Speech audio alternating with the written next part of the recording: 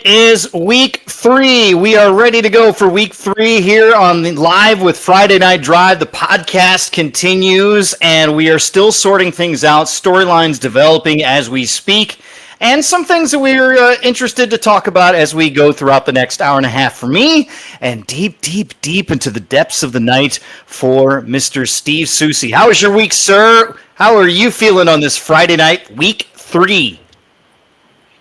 Good, ready to break it all down. A lot of the games went a final early tonight. Some lopsided games, a few that are kind of coming down to the wire here. I didn't really know what to kind of expect from this week 3. There are some teams that are kind of emerging, a little bit of a surprise in their performance this evening.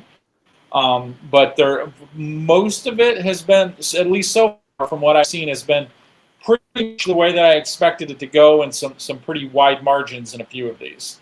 Okay, a couple games we're keeping an eye on right now. Loyola with a 2-touchdown lead at St. Francis. Also, Stevenson with a 24-6 lead on Libertyville. So those games are in the fourth quarter right now. And also the surprise that you and I certainly have been paying attention to, Lena Winslow at Rochelle. How's that game been going, sir? Yeah, it has been Lena Winslow in control of it pretty much the entire way. Last I saw was about 10 minutes ago at the end of 3 quarters, Lena Winslow holding a 20-7 lead over Rochelle. So Lena, first of all, doing a nice job bouncing back from last week's loss to Stockton. Second of all, doing it against a very strong 4A, 5A program, which I think a lot of people come into this game didn't really expect that to happen. There was a lot of conversation about, how long's it been since Lena Winslow had 2 regular season losses? I mean, almost discounting their opportunity to win the game to begin with. I put them as a substantial underdog in this one, but obviously they're proving me wrong in that one. I got a final that you and I maybe were curious about how close it would be. This was not close. El Paso Gridley, a 41-0 win over DMAC today. So let's start downstate and some of the things that are coming in. We know also they're in overtime. Princeville and Rushville Industry, they're going to the second overtime, tied at 28. So there's a finish if you want to watch for you there. St. Joe Ogden, a big win, or winning big, I should say, over IVC. Tremont, 42-14 over Fieldcrest. We'll explain the significance of that as we go forward. But what are some of the things that are catching your eye downstate before we start talking about some of the things that you saw tonight with Lincoln Way East? A lot of it right now, those games are still kind of live in action. The one that I actually lost my feed on it with as the fourth quarter started, Central Catholic and Tolono Unity, the last I saw were tied at 20-20 in the fourth quarter. That's the last I saw of that one. I'm not sure what has happened since then, but that's a big one in the Illini Prairie. St. Joe Ogden, like you mentioned before, winning comfortably. They seem to be that seems to be the trio at the top of that league right there. So that's a pivotal game in that conference. So looking at that one, that was definitely one of those interesting results coming out of Central Illinois area that I was keeping an eye on. A lot of the other ones right now. Kind of wide, to be completely honest with you. So that's definitely a final that I just got in. I was joking earlier whether or not the Sandberg was going to bunt to get a runner into scoring position in that game. Yes, you and I were talking, yes. It's a very baseball score in that one. Sandberg has defeated Naperville Central 5-3. 5-3, huh? Was it a walk-off field goal? Yeah, I'm not sure how it happened, but I just got that final in. So 5-3 final. Sandberg beats Naperville Central. There you go. So that was we had some. And we have questions over Naperville Central, clearly sliding backwards at this point. But also, we're seeing some of the comments that you are jumping into the chat with. We definitely want the chat comments for sure. So if you are coming from a game, you are seeing a game, you're watching it maybe for sure as you watch us, and maybe you got your earbuds in while you're still in the stands, and maybe you're there because your nephew is playing, and you're sort of paying attention, but you're not paying attention. Well, you want to see what else is going on. That's why you're listening to us in the stands 15 18 rows up. So thanks to Grant, who always chimes in there. Marengo overcoming an early deficit. They have been kind of the comeback kids a little bit, the Marengo Indians a little bit. So they grinded out a win tonight. Seneca an easily won over Clinton tonight. I think Seneca is going to be okay. We talked about how good they could be. And there you go. There's the final with Rushville taking that one over Princeville in that double overtime game. So we're watching games all over the place. Dixon, no problem so far.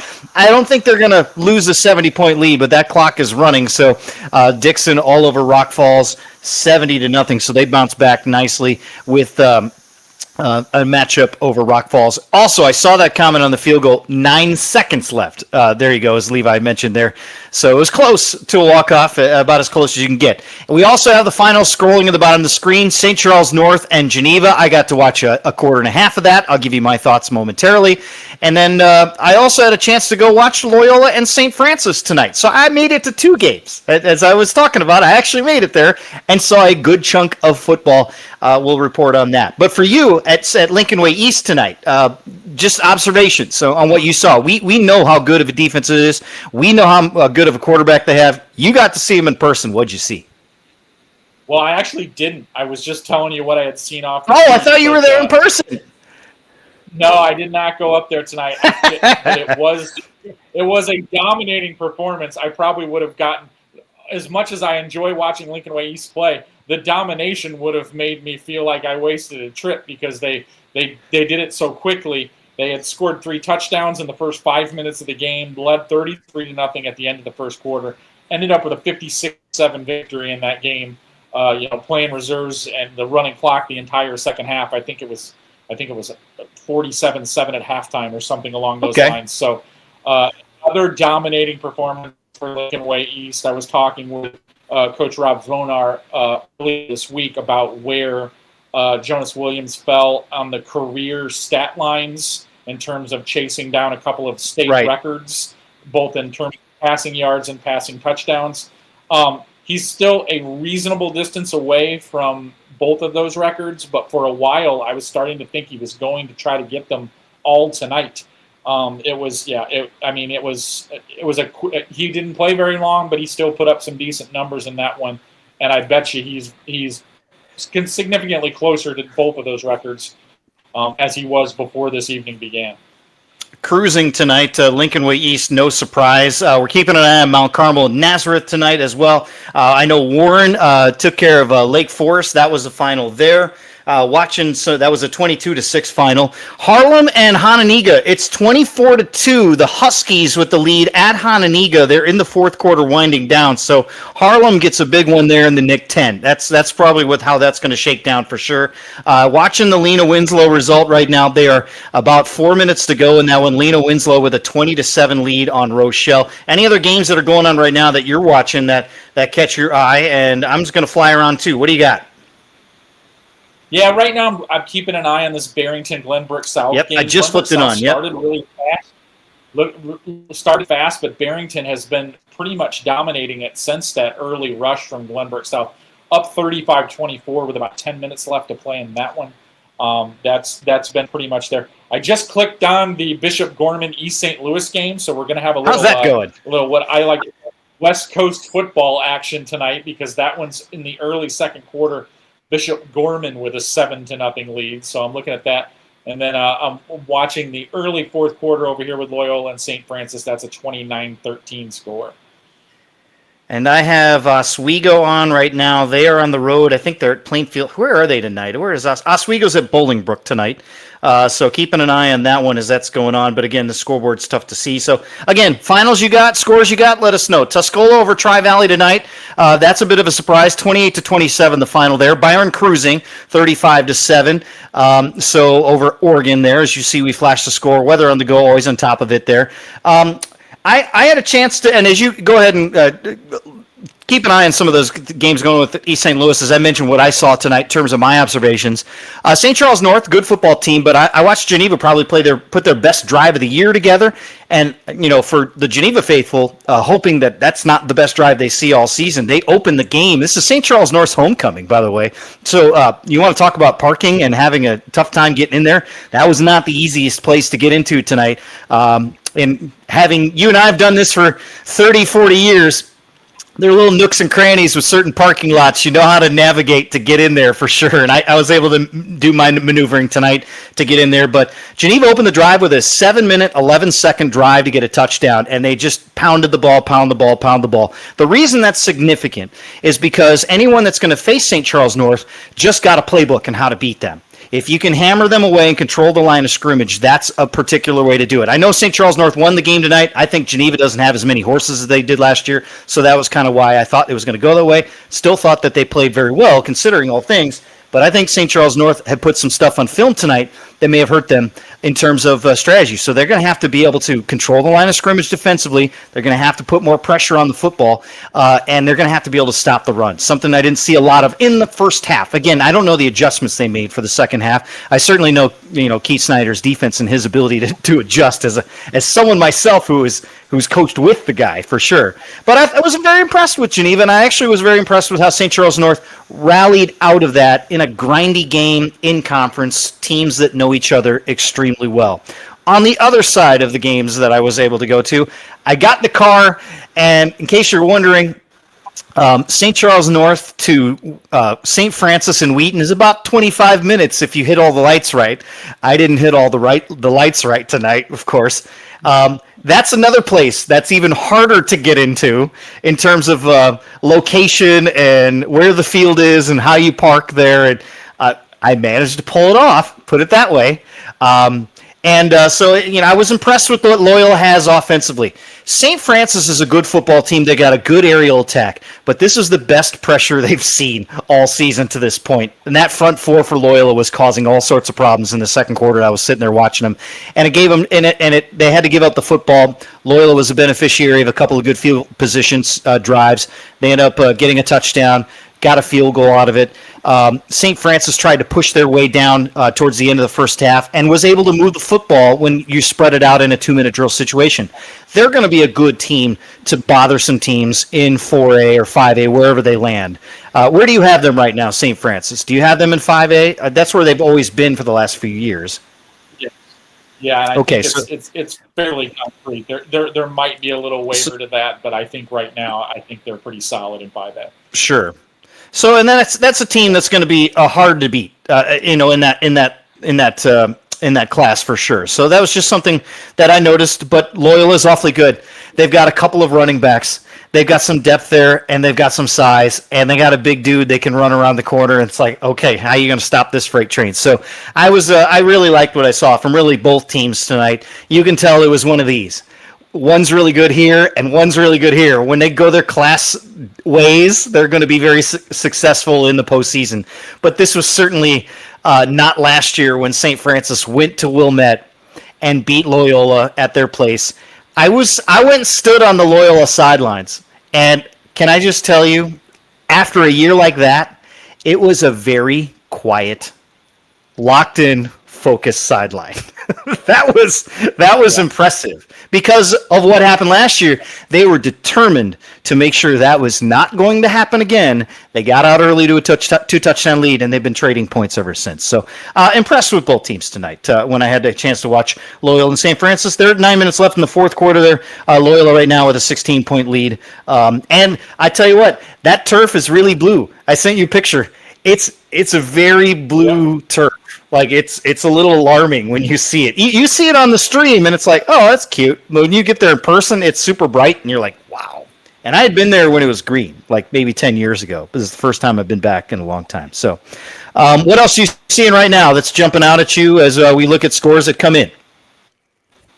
I'm going to switch just to one conference in particular that I've been keeping a little bit of an eye on tonight. Let's go over to Southwest Prairie. Some interesting things going on in that league tonight. First off, I just got a final in Yorkville with a 14-13 victory over Minooka. So wow. That I found to be a little bit interesting coming in. So that was one. Oswego East, a 21-9 win over Plainfield North, drops Plainfield North to 0-3 on the season. Yorkville right now out at 3-0. I have to be honest with you, that was something that I probably did not expect from Yorkville. And you said you couldn't see the scoreboard earlier. Oswego is running away with that game against Muhlenberg. It currently stands at 42-7. So, and now I'm going to switch to the other side of the Southwest Prairie with the Eastern Division over there. Couple of interesting stories out of that conference. I have not seen a final yet, but actually I did see a final on this one. Plainfield East was a winner over Joliet Central tonight, comfortable winner tonight. Moves Plainfield East to 3-0. That's the first time the Bengals have been 3-0 since 2013. And then now I'll switch gears to Romeoville. This is the one that I did not have a final on yet, but Romeoville was leading comfortably against Plainfield Central the last time that I saw it. If they finish it off, the Spartans will also go to 3-0. That's the first time the Spartans have been 3-0 since 1995. So that's outstanding. Think about that one for a while. Yeah, that is quite some time. And then also a bit of news. There was earlier this week, there was a strike date listed for both the Romeoville and Bolingbrook school districts that are jointed. This afternoon, they came to a tentative agreement on a contract. So that's where wonderful. news merges with sport. I mean, if that would have been a situation where they would have gone on strike, that strike is now apparently on the table. That strike date was for next Friday. So there was potential that both of those two teams may not have had a week 4 games. So that's great. That seems to be off the table, and a wonderful thing for Romeoville, especially considering this start. They've been flirting with getting back into that playoff field for several years. That 3-0 start puts them in wonderful position to finally get that done this year. Just looking at the scores, as they get to 3-0, they have Plainfield North and they're building next week. So that, the other thing when you avoid a strike, in these situations, we've seen this before. It's been a while since we've seen something like this, especially for the kids that are watching us right now. You're 16 and 17-year-olds on the bus. We haven't seen a lot of this kind of stuff in the last couple of years. But when you get the relief of avoiding a strike, there's a let's go feeling that overcomes you, and you're ready to put in work because you know that there isn't anything looming over you, that you just take that and just lift it off you, the monkey off your back. So if you're Plainfield North, you're going on the road next week into an environment that might be a little bit tricky. I think if you're the Tigers, you got to pay attention to that. I want to switch real quick to a final that just crossed with Sandwich and Plano. The War on 34. They've played 116 times or something like that, back and forth. They're both 0-2 this year. I heard a lot of this in my car as I was traversing the western suburbs, and this was a great game. This was back, forth, back, forth, back, forth. I think there were probably 7 lead changes in this game. I'm not kidding. Plano went for a touchdown at the end of the half. Let's think about this. 4th and goal at the 1 with 3 seconds left, and they said, screw it. Wow. We're going to go and punch it in. And they did. And I got out of the car at the end of that point. But, and they lost the game, but still gutsy. There's some play calling on both sides that you could hear was like, okay, we're in a rivalry game, and we're just going to empty the tank here and make sure that we don't lose this one. So very impressive to see Sandwich get on the board with their first win of the year. Do we have a final at RB and Johnsburg in that one? Do we know that one? I didn't see that. Yeah, it ended up being a comfortable win for Richmond Burton. Okay. They ran away, won that 49-14. Another one that I think you might have special knowledge of. What happened with the Central Rockets and Jacobs this evening? Have you seen a final on that? I haven't seen that. I have seen a final. It's 21-12. Central moves to 3-0 for the first time in 19 years. And guess who's coming to dinner next week? Number 1 Prairie Ridge comes to Rocket Hill for the Rockets' homecoming. So, well, I don't want to, as full disclosure, an employee of said district for, my moonlighting day job of communications, I would argue that among the top 5 matchups in the state next week, it's probably in the discussion in terms of game of the week, because of what they've done. And also 18 points is what they've given up in the first 3 weeks of the season. Just 18 points. Or check that. 19 points is all they've given up in their first 3 weeks of football. And I think that's among the top 5 in school history in terms of how early they've started. So very, very impressive. And Jacobs is a good team. And you and I have talked about this a couple times. The way the Fox Valley Conference just just said, here, Piranhas, go at each other. Early in the first 4 weeks of the season, we might have this thing decided right away, and then everybody can kind of heal up and worry to the postseason. It was interesting how it lays out. We might have a conference championship game next week in Burlington. Yeah, that's crazy, and it seems so early. And once again, we've got. I mean, you look through that. Central Rockets have gone through and gotten themselves, through what looks to be most of the difficult portion of their schedule, and then. Not that they are going to just put it on cruise control or anything, but to get through those early games allows them a lot of flexibility and a lot of comfort, especially since they already have 3 wins. So just a really good situation. I just popped open and just note the score here. I don't know what happened.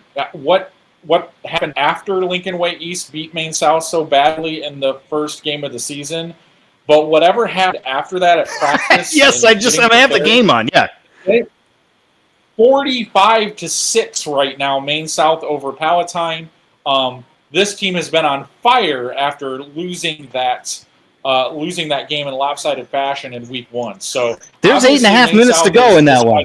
We're not going to let that week 1 define them. Yeah. No, and there's a long way to go. I don't know what's going on with Palatine tonight, but I'm not sure the last time Palatine got beat up this badly. Do you recall it? It's been a couple of years. I can tell you, the group on the field has never experienced this. So this will be a fascinating week for them as they move forward. So fascinating to see that one. Let me get back to the Fox Valley real quick, because Cary Grove was able to take care of McHenry tonight, and they trailed early in that one. Logan Abrams played offense. That's key tonight. He had the two-way star, the big fullback, if you remember from that 2023 state championship team, had only played on one side of the ball for much of last year because of injury. Looked like it was starting that way. Maybe it's just kind of easing him into this sort of thing, and maybe there's some health issues lingering. But he did play offense tonight, which leads to me that he played both sides of the ball. And so they were able to get a win over McHenry, who had been off to a nice start at 2-0. Other scores that are coming in, it is a final up in Rockton. It's Harlem 24-2 over Hononegah, a final in that one. Final with Warren Township, as I mentioned, over Lake Forest. Looking around to other games to see if anything else has popped in the last couple of minutes. We did see crossing the screen Lena Winslow and Rochelle, a final. That's now 20-7. Is that one of the biggest small school versus big school wins you've seen in recent memory? Yeah, I mean, we don't usually get a lot of these games, so there's not a lot of comparative data to look at. But this was one that you don't see a lot of 1A powers stepping all the way up the ladder. Maybe you might see them go to 2 or 3 and play one of those, but it's very rare to see a school, step that many levels up from the small school ranks. Kudos for them for doing it, first of all. And like I said, I can't think of one off the top of my head. I'll think about it all night long, to be honest with you, because that's the way my mind works. But yes, I can't think of one. So yes, it's very strange how it works. I wish to not know how it works more often than not. The fact that those two got together, Souce, can we just combine another? Very good. Congratulations. Yeah. Please do more of this. Thank you. I know Rochelle's sitting there like, we're never doing this again, and Lena's like, let's play next year. Yeah, we'll see if that. I'm guessing it's a 1-year deal. You don't know if it's a 2-year deal, do you? No, I'm pretty positive it's not, because you've got a situation where the NUIC has been playing with an odd. They've been playing short, yeah. So that requires that's not going to be the case in the future. So they once you get a conference schedule, you will not have that happening anymore. So it basically, they will have non-conference games to fill, but it won't be like an odd one, like week 3, week 5, something like that. So the odds of this continuing, I would guess, are fairly slim. Going down to the wire with Galena and Eastland Pearl City, about 2 minutes to go. Galena with a 4-point lead. It's 20-16. We're watching that one. Also, some finals that have crossed. We're watching Stevenson and Libertyville. That one's getting down to the wire as well, but it's not a close game. and also that's with Stevenson 31-6 in the fourth quarter. And we got a couple of finals to sort through as well, with Wheaton North over Lake Park 30-20. I've got Bishop Mack over Christ the King tonight 52-6. Homewood Flossmoor gets on the board with a win over Lockport tonight. The final in that one 28-3. Lions no problem over Morden 55-0. Bradley Bourbonnais winning again 35-6. Very impressive win for them to get to. They remain. Are they undefeated at 3-0 at this point? Yes. Yep. Okay. Yeah, and quite comfortably in all three of those games. And would our friends from Round Lake do it again? The answer is no. They did not. But they competed. Grays Lake North only beat Round Lake 21-7. That is notable. Just in terms of the score of maybe there's some things happening. They're playing with some teams that they should play with. We mentioned Cary Grove, 36-23, the final there. Marmion over St. Viator, 28-7. Antioch over Grays Lake Central. The final was 47-0 there. Reed Custer beats Streeter 28-21. Comets now 2-1 right there. How about that? The Comets were 1-8 last year, 2-1 to start. Yeah. Let's hear it for the Comets. And also, speaking of the Comets, Clifton Central, the Fighting I-57s, they got a big win tonight. Not close. I believe it was 48-0 the final in that one. Yes. Yeah, they took care of Georgetown Ridge Farm, so that moves them to 3-0. What we're monitoring there in that conference, the Vermilion Valley, is Westville, another big win. So it really looks like right now it's a collision course between Westville and Clifton Central. So for the Vermilion Valley Conference title, both teams have been putting up huge scores so far. So that's very interesting. Switching gears to the Lincoln Way again, going Lincoln Way East. Yes. You mentioned already one big Lincoln Way West 17-7 win over Andrew tonight. Lincoln Way Central, comfortable 43-0 win over Stagg. Guess what we get next week? 3-0 versus 3-0. Playing one another. The other Lincoln Way program also 3-0. So the Lincoln Way School District collective 9-0. One of them is going to take a loss next week. That's going to be a very big game between those two. They haven't often played for various reasons. They're playing now in the refurbished Southwest Valley, and they will be playing every season here on out when that conference reshuffles again in the future. But definitely, I saw what the commenter said. I would guess you're right. This is probably one of the most notable matchup these two programs since both schools have been in existence. I would agree. We're going to play some highlights here. We have some reporter updates from around the state. All of our Shaw local reporters doing the beat tonight, so we'll have those in the next hour or so. Also updates on Wilmington, York. We've got Hersey. We mentioned Warren Township, but also Schaumburg and Dundee Crown. Interesting night for Dundee Crown. We're going to talk about all that. But first, the highlights as we take us to break and come back here. This is live with Friday Night Drive here in Shaw Local.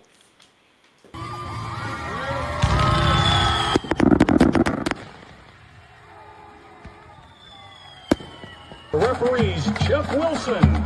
Umpire, Thomas Devens. Line judge, Tom LaRocca.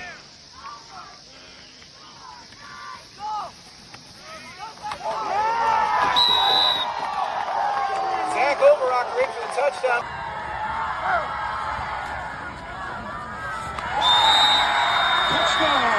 Touchdown, Trojans. Logan Abrams with the 3, Grant. Throw it.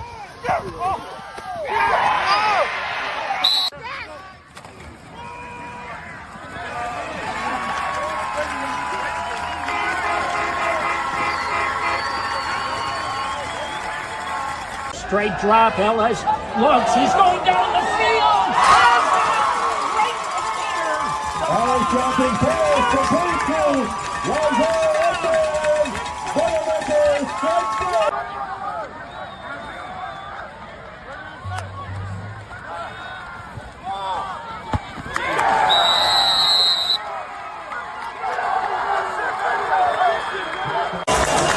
Fourth and goal from the 2-17-0 Muhammad Seymour leads.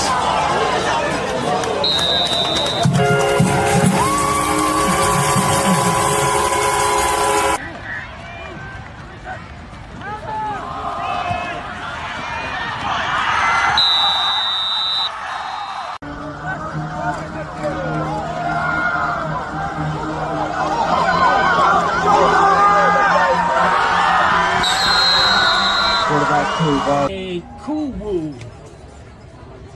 And don't ask me to say that twice. What a Pass to the smash. sideline, single-handed grab. It opens up.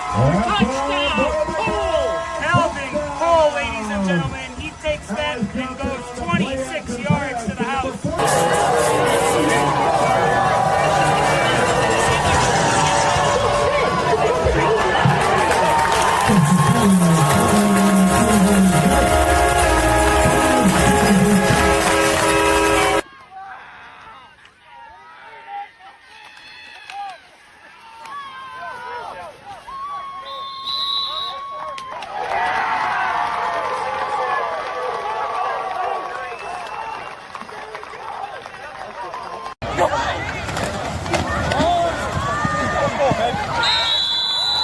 Touchdown!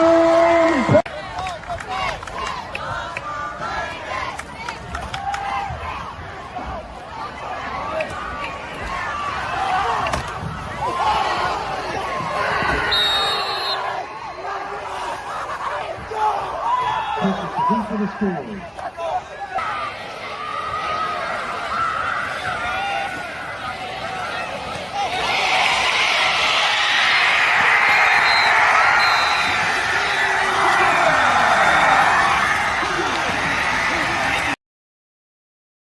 I'm State Representative Steve Reich. Since 2017, I've led the fight to reform our child welfare system and supported educational choice for every kid in Illinois. I've worked to stop the collapse of our public pensions while standing up for businesses that are being crushed by crippling mandates. And I've never forgotten who pays the bill. The work isn't finished, and as I run for re-election, I'm asking for your support. I'm Steve Reich, and I approve this message. SGKR Injury Attorneys tackles the toughest cases. I'm Matt Rundio. When life throws a flag, we go on offense to protect your rights. Don't get sidelined. Score a touchdown with SGKR. Visit us at sgkr.law. At Oliver's, we are proud to serve our community. We serve up great customer service, quality products, ease of shopping, and we serve up delicious barbecued sandwiches at our fundraiser cookouts. So stop by Oliver's, 748 North Brinton and Dixon, and help fund our local clubs and events.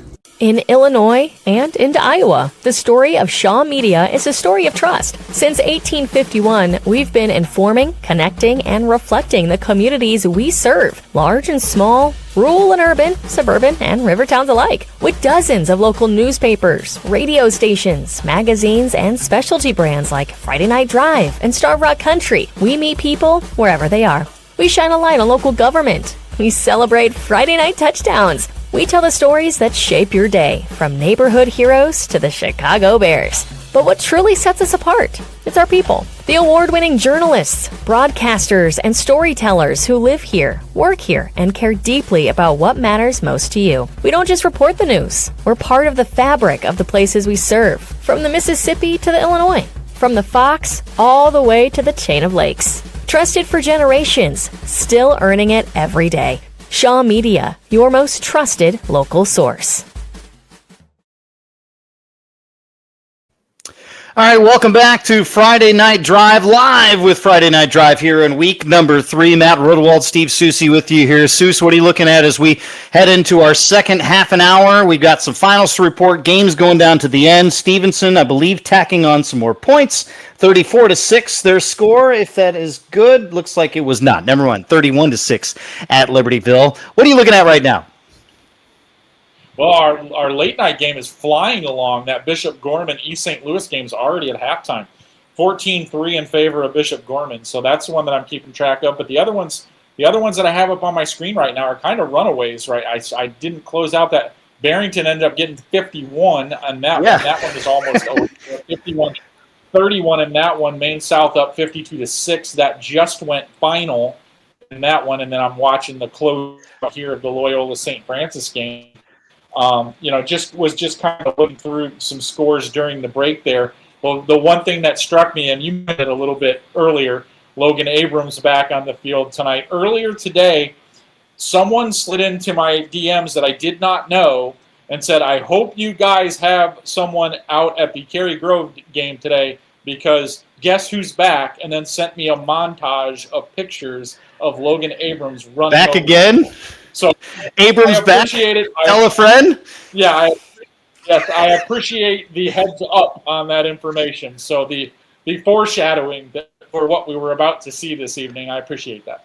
Yeah, sliding into Souce's DMs and sliding into mine. Yeah, if that's where it's turning into, that's a rough night for you. Muhammad Seymour all over Sycamore tonight, 45-16. This is not the same kind of Sycamore team we've seen in the past. And Canelan all over DeKalb tonight, 35-7. The final. I think Moline took care of Sterling. That was late, at least in that one. 36-20 was the last check. I don't have a final, but I know it's done. Some other finals for you. Wilmington over Peatone, 41-13. York Township over Proviso West. That was a 49-14 final. Mentioned Lincoln Way West earlier over Andrew, 17-7. How about Schaumburg over Highland Park, 26-24 the final in that one. And then North Boone, as you see on the screen, at 20-14 winner over St. Bede out of Peru. North Boone now 3-0, and I can't remember the last time a North Boone team was 3-0. Of course, naturally, you and I will go look it up because that's how our brains work. Lakes 20-18 winner over Grant. That's a key matchup, at least from a 6A standpoint. Keep that in mind. It kind of twists the seeds a little bit around. And this is my favorite of the day. Dundee Crown over Crystal Lake Central. 56-8 the final in that one. That was 49-0 at halftime. I cannot remember the last time the Chargers put the clock on somebody, but also the last time they put a 50 burger on anyone in that fashion. Good for the Chargers. There are a lot of faculty members that probably have been going to those games for a long time, and they got to see a treat tonight. So good for you guys. How about DC? Let's hear it for the Chargers up in Carpentersville. What else you got right now? What are you looking at? I think that I actually think that Dundee Crown team might be a little bit better than we thought. I mean, obviously, I think they're decent. Scoring out early in the game, I felt like early in the year, I thought they were putting up some competitive results that surprised me a little bit, to be honest with you, based on past history. So maybe they're taking a little bit of a step forward there. Hinsdale South over Proviso East, 34-14. Wheaton Academy over Chicago Christian. We wondered about Chicago Christian once they got into league play. Wonder no more. It's 49-14. The final. Wheaton Academy gets the win there. Glenbard East over Bartlett, 30-15. Wheaton Warrenville South. They were up 28-0 at St. Charles East. Drove by casually, looked at that one. 28-0 was the score at about the 9-minute mark of the second quarter. And Seuss, let me tell you, for a Saints team that has really struggled playing football these last couple of years, every seat at Norris Stadium was full. That was awesome to see. So good for you guys up at St. Charles. That's two high schools with two home games tonight, and every seat in both buildings full tonight. That was great. But Wheaton Warrenville South, still pretty good. They got a win at 37-12. Hope Academy over Marion Central. We wondered about Hope Academy. 47-7 over the Hurricanes tonight. Bit of a surprise in terms of margin. But are there any surprises you're seeing? Any scores that are crossing that you're like, oh, that caught your eye a little bit? The one that I just saw went final because I looked it up because I was curious about it. I was surprised at the start of the game. It ended up being a much tighter game. Providence has just finished off a 35-28 win over Carmel tonight. Okay. They took a pretty substantial lead early in that game. I believe it might have been 27-7 at one point. Carmel came got it all the way back to within a touchdown with 8 minutes left to play, and Providence just soaked the rest of the clock. Just ran a run-based chugging out, just winded out the clock. Didn't let Trey Taylor get back to try that. A really good win, Providence, right there. This is the kind of game that I think if we look back at possibly Providence playoff qualifying team, this might be one of those games that they absolutely have to have. And then another interesting score that I just got, and also from the Catholic League, this one has gone final. Fenwick, a 43-26 win over Joliet Catholic. Not only does that move Fenwick to 3-0, moves Joliet Catholic to 0-3. So Weather on the Go answered the question, by the way. And I won't hold that thought because I just want to clear this here. With North Boone and the Vikings getting to 3-0 for the first time in 13 years. So there you go. But when was the last time Joliet Catholic was 0-3 to start? It's been a while. There were a few years before they got the train back on the track. They finished 1-8. I'm willing to bet that they're one of those years when they had a little downturn there would be one of those years where they probably were 0-3. I remember that over stretch. the recent, they've been nowhere near 0-3. That's for sure. So most of the time they come out of the gates firing like this, but it is a nod to their schedule here. But this is not great for them moving forward because they've got some huge games still left and almost no margin for getting themselves back into a playoff position. The one I don't want to call it a saving grace. The one thing that might end up helping them in the long run is the schedule is so strong that if they end up getting themselves into a 4-5 bind and we need 4 and 5 teams to fill out the playoff field, Joliet Catholic will probably be very, very up to the top of that list.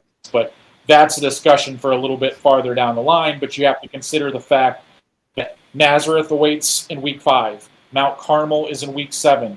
They finish the season with Providence. Those are just three that looks like that week 9 matchup looms large already. I'm looking at their schedule right now, and I see Marist on the road again, and then they host 3 in a row. They get Naz, Notre Dame, and then Mount Carmel. If you can go 1 and 2 in that, you're okay.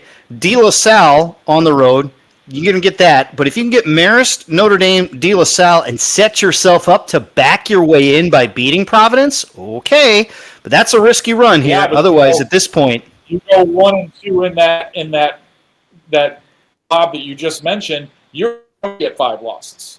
Yeah, exactly. You're staring at week 9 at 3 and 5. I mean, that's what I mean. So there's some danger there for sure. Loyola just tacked on another touchdown, by the way, 43-21. So they put that one away in Wheaton. Let's see, what else are we seeing in terms of finals that are just crossing? I'm trying to refresh the old screens a little bit. We mentioned, how about Plainfield East? We haven't talked about them yet tonight. 55-6 over Joliet Central. Is Plainfield East still 3-0? They're still undefeated? That conference is just mess for sure. Geneseo getting a win. 45-10 over Rock Island. Rock Island's still struggling right now, but Geneseo's kind of been all over the place the last couple of years. Looking downstate, just seeing if anything else pops. North Mac over Southwestern, 49-34. Sacred Heart of Griffith at Jacksonville tonight. They put 55 on the board, 55-20, so notable there. Macomb, a winner over Illini West, 27-6. Orion over Mercer County tonight, 47-20. That was the final in that one. Abingdon Avon went down tonight to Hamilton, 28-26. Quincy over Allman, 49-0. Quincy needed something to right the ship a little bit there. Monmouth, a winner at Kewanee, 55-7. Let's see. Carrollton squeaked one out with Greenfield, 13-7 the final there. Camp Point Central, a shutout win, 44-0 over Triopia. And those are some of the scores downstate that I've noticed. Lamont, a winner tonight, 49-7 over Bremen. And here's the score of the day. Kankakee, they got to win. We figured they would over Thornridge, but they put 82 on the board, 82-6. Take your foot off the gas. What do you make for them? Down in your neck of the woods, what do you make of Herscher taking down Mantino tonight, 28-23? Well, I was talking with my colleague Mason Schweitzer earlier about this week, and we were kind of, I guess, on the fence about how this game would go. We really felt like Herscher was probably right there with them in terms of evaluation team-wise, but this was the kind of win that over the past few years Herscher hasn't been able to get, but they were able to get it tonight. So that's a good sign for them moving forward. They're 2-1 right now, and it looks like the Illinois Central 8 is going to be a chaotic conference this year. So getting that win is going to be really pivotal for her to get back in the conference. And that was a heck of a finish. We have it for you. It was Herscher's game-winning goal line stand to hold on against Mantino. Watch.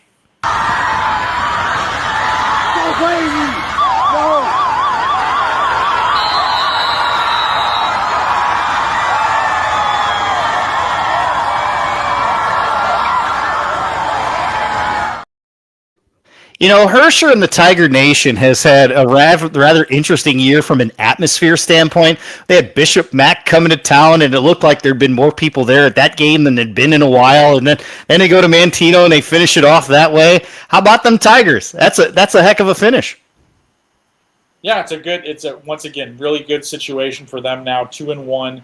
Even though they lost that game to Bishop McNamara last week, it's always difficult for teams in the Illinois Central 8 because once you get in that league, you know you've got Wilmington at some point, you've got Coal City at some point, and other teams don't beat those two teams very often. So you've got to get your wins where you can get them. So for Hersher, extremely pivotal that they got them, and it's not a desperation situation for Mantino either.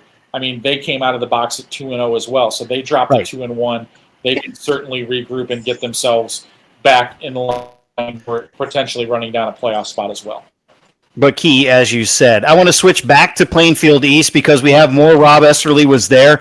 A 55-6 winner against Joliet Central. Let's figure out how the Bengals are doing as we check in with Rob.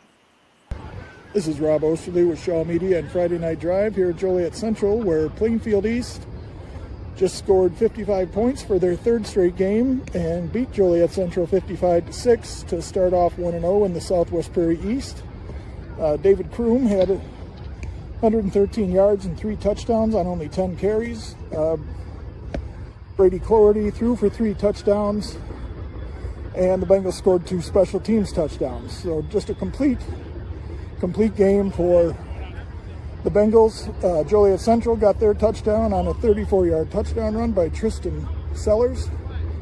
And that was about it from Joliet Central. Let me be very blunt, and this not to make fun of Plainfield East, but they've played nobody. And that's a good thing. That's okay. They've done what you're supposed to do against teams that are not very good. And to be blunt, Argo, 0-3 now. That's who they were in week 1. De La Salle, we haven't seen anything from them yet. The winless coming into this week. And then Joliet Central, who got that win in the start of the season, but they're going to slide backwards. We know how they are. And yeah, I did look at the schedule. 55-2, 55-0, 55-6. Remember what we had Lincoln Way East at 41 last year? Plainfield East is going to do it this year, 55. Every week. That's right. And Dan McGuire does not want to hear that because for his Foxes would have to give up 55 next week in order for that to continue, and I don't think it will. Plainfield East and Yorkville becomes fascinating next week. How about that? Yeah, it's definitely one that, like, before the season, if you would have told me both of those teams would be 3-0 heading into this one, I probably would have looked at it a little bit crooked. But it's, Yorkville is doing what they've done. They're playing good defense. They're keeping teams that look like they have pretty potent offenses in check. They did it tonight again, holding, what I think is a pretty good offensive team in Minooka to just 13.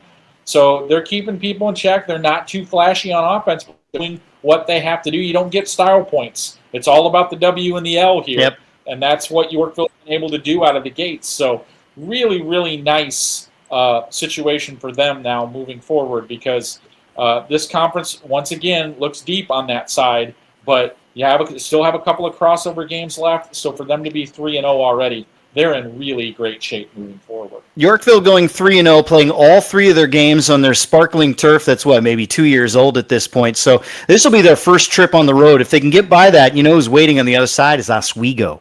Trip over to Pickerel Stadium in week number 5. I would imagine it's probably Oswego's homecoming, just looking at the time of year.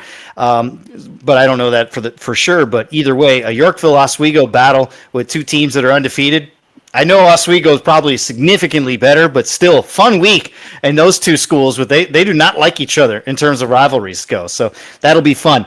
Want to move on here as right down Route 34 from Yorkville was the war on 34. Sandwich, Plano, back, forth.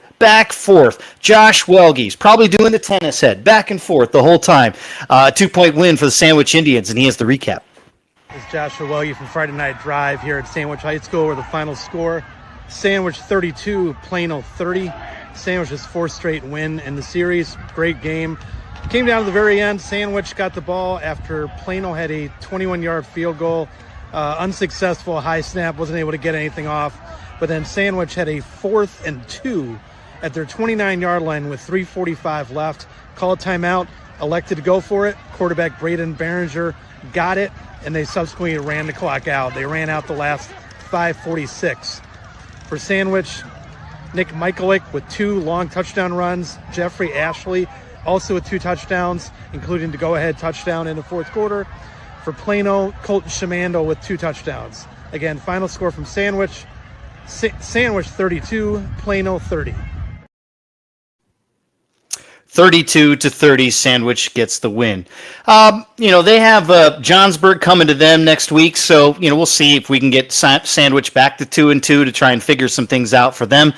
When it comes to Plano's schedule, they got Woodstock North on the road, so it's kind of a muddy, messy Kishwaukee River Conference game for them at the very least. But we're keeping an eye on the RBs, and we're keeping an eye on the Johnsburgs. And what do we have from Woodstock tonight? Do we have a final from them at all? I think I saw that. We got to figure that one out, because that was one that was catching my eyes. They're coming into this one at 2-0, and they had Harvard on the road tonight. So we'll get a final for you on that one for sure. In the meantime, let's move on and come back to that, because I want to stay down towards the south and southwest and kind of work your way over towards the Illinois Valley. Because the Seneca Irish got a win tonight over Clinton, a final of 50-0. Brian Hoxie was there. He has this report. Hi, folks. Brian Hoxie here, Shaw Media, Friday Night Drive.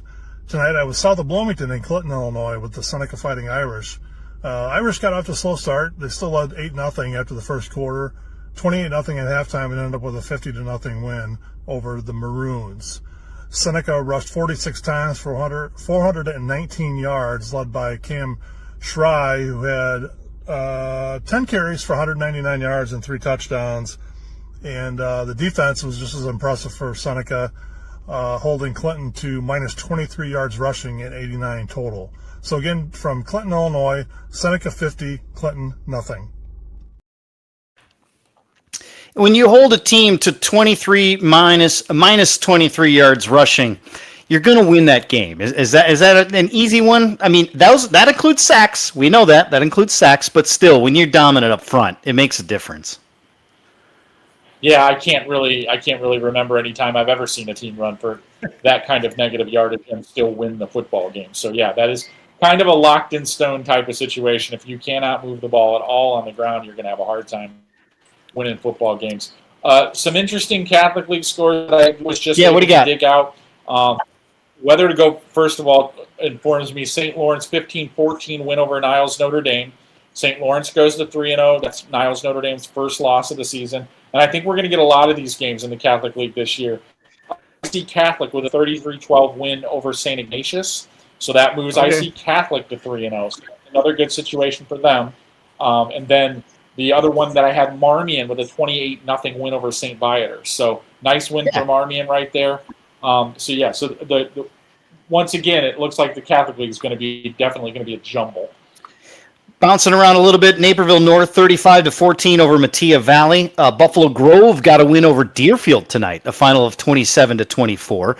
Glenbard West continuing on, winning at Oak Park tonight, 26-7. I think we mentioned Hinsdale South. If not, 34-14 over Proviso East. And those are the scores that we have right now. Let's go back to Duquesne real quick, because we had a recap here from Joel Bennett's. St. Charles North grinding one out, a 10-7 win over Geneva on homecoming night in St. Charles. Joel Bennett's with Friday Night Drive here at St. Charles North, where the North Stars just came out with a 10-7 victory over Geneva to kick off Duquesne Conference play. Not a high-scoring game considering the amount of offense that was in this game. The North Stars got the lead at the start of the second half with JT Padron, who finished with 182 passing yards on the day, finding EJ Mondesir for a 13-yard touchdown, and they just never gave it up. Daniel Escaro secured the game for the North Stars with an interception. With 3 minutes left, Carson Durante got the final first down needed. He finished the game with 99 rushing yards in the game. Keaton Renke also had 11 catches for 126 yards in the contest as well. For the Vikings, a big improvement on defense for them. They were in control for a good majority of the first half thanks to their rushing game. Nelson Wendell finished the game with 93 rushing yards and a touchdown, which he got on the first drive of the game. Vikings fall to 1-2 on the season, 0-1 in conference play. North Stars go to 3-0 and 1-0 in conference play. And North Stars go to 3-0 after beating Homewood Flossmoor and Geneva in back-to-back weeks. I think when you win games like this, I think St. Charles North has a good offense. They're a good football team, but they were not good in the first half, and I think they were just figuring things out against a scrappy team in Geneva that was fired up and ready to go. The value that you've seen over the years of winning games like this, 10-7 grinder in week 3, of all things, these are things you can lean on a little bit. Well, yeah, and it just kind of helps you keep momentum going. And as we've talked about a lot, you get momentum, and then you start to believe, well, you get into one of those tight games, let's say 3 weeks from now, you can fall back on that and say, hey, we've done this before. We haven't played our best. We grinded it out. We figured out a way to do it. Let's do that again tonight. And having done it and succeeded at something like that, it tends to have a pretty big benefit to you. And we got a final, by the way, from Woodstock over Harvard, 27-20. That sets up Marengo and Woodstock next week. Both teams at 3-0. Anything that's popping on your end that you are seeing in terms of things that have gone final? Also, let me ask you about the Princeton-Sherrard situation, because Princeton was supposed to play the Sherrard this week. Didn't happen. Illness got in the way. What more do you know about that? It was, I believe it was an outbreak of hand, foot, and mouth that had caused that problem. So we're left with that's not good. Not enough players to effectively. I believe the rule is you have to have 15 able-bodied, and they didn't have it. So they basically, that was why that Princeton was able to receive that forfeit win. I know they found out fairly late. They were scrambling if anybody else wanted to go available, but there obviously weren't that many teams. Well, we've talked about this before. I was going to say, was anyone even open? Hard to get. Yeah, there were a couple of teams, but teams that had, I think, long ago decided that they were taking their bye this week because of a forfeit loss and didn't want to scramble a week up on Wednesday or Thursday when we actually found out that information. Yeah, it's too bad. Feel bad for them. But after their start, they've struggled out of the start, and this is probably a good thing to kind of sit back and relax and sort of kind of recharge a little bit, refocus, and a little extra practice time, a little extra film time for sure. By the way, I've seen hand, foot, and mouth disease. Anyone who's ever had a kid is probably heard or seen it at some point. I got to see it firsthand. It is not something you want to mess around with. So that is some scary stuff. So I'm glad that they made the right call on that one for sure. Looking at some finals, did you get that Bloomington Central Catholic final earlier? I forget if you actually had it. I have it in front of me. It was it's Bloomington Central Catholic winning at Unity tonight, 34-27 was the final in that one. Okay. And Carlinville, go ahead. Go ahead. Brother Rice finaled out 28-10 win over St. Rita. So a good solid win there for Brother Rice, off to a really nice start. Brother Rice is pretty impressive, and I'm interested to see what happens moving forward with them because wins over Marist. They've got Loyola next week, another interesting game. And I just watched Bishop Gorman complete a very long pass. They're now up 21-3 on East St. Louis early in the third quarter. So and don't ask for what you don't want. They look every bit of the number 3 ranked team in the nation. I will say that based on what I've seen snippets. Watched a little bit of them last week and thought, well, Flyers going to have a good time playing them this week for sure. We have one recap to get to you. We have more finals to get to you. We also will check in as we check on our favorite losing streaks coming to an end. And we do have one this week, a big one that dropped. So getting on the right side of the ledger, so to speak. We'll talk about that coming up next as you're watching live with Friday Night Drive right here at Shaw Local. I'm State Representative Steve Reich. Since 2017, I've led the fight to reform our child welfare system and supported educational choice for every kid in Illinois. I've worked to stop the collapse of our public pensions while standing up for businesses that are being crushed by crippling mandates. and I've never forgotten who pays the bill. The work isn't finished, and as I run for re-election, I'm asking for your support. I'm Steve Reich, and I approve this message. SGKR Injury Attorneys tackles the toughest cases. I'm Matt Rundio. When life throws a flag, we go on offense to protect your rights. Don't get sidelined. Score a touchdown with SGKR. Visit us at sgkr.law. At Oliver's, we are proud to serve our community. We serve up great customer service, quality products, ease of shopping, and we serve up delicious barbecued sandwiches at our fundraiser cookouts. So stop by Oliver's, 748 North Brinton and Dixon, and help fund our local clubs and events. In Illinois and into Iowa, the story of Shaw Media is a story of trust. Since 1851, we've been informing, connecting, and reflecting the communities we serve, large and small, rural and urban, suburban, and river towns alike. With dozens of local newspapers, radio stations, magazines, and specialty brands like Friday Night Drive and Starve Rock Country, we meet people wherever they are. We shine a light on local government. We celebrate Friday night touchdowns. We tell the stories that shape your day, from neighborhood heroes to the Chicago Bears. But what truly sets us apart? It's our people. The award-winning journalists, broadcasters, and storytellers who live here, work here, and care deeply about what matters most to you. We don't just report the news. We're part of the fabric of the places we serve, from the Mississippi to the Illinois, from the Fox all the way to the chain of lakes. Trusted for generations, still earning it every day. Shaw Media, your most trusted local source. It is our final half hour together here on Live with Friday Night Drive here on Shaw Local. Matt Rodewald, Steve Soucie with you. We have some finals to touch on, a recap of Bradley Bourbonnais' win against Waubonsie Valley. You have a final score you want to touch on in the West Suburban. I want to get to it in just a second, but I wanted to take a moment because you and I always are out at games, and I found myself at St. Charles North tonight standing on the home sideline going, I don't know if I've ever been over here on the home sideline. And then I was at St. Francis tonight going, when was the last time I was here? And I think it was 10 years ago, which means there's a whole generation of kids that gone through there, and I hadn't been there. Where's a place recently that you've been to that you're like, man, I can't remember the last time I was here? Yeah, that's one of those things that, like, I was trying to think about that, like, as you were talking about it. I think it was a few years ago when I was at Marist. It had been a long time since I'd been at Marist, and I'd forgotten about how you have to shrink to maneuver the sideline, especially on the visitor's sideline, to avoid being on the playing field. So I'm not exactly the smallest guy in the history of the world.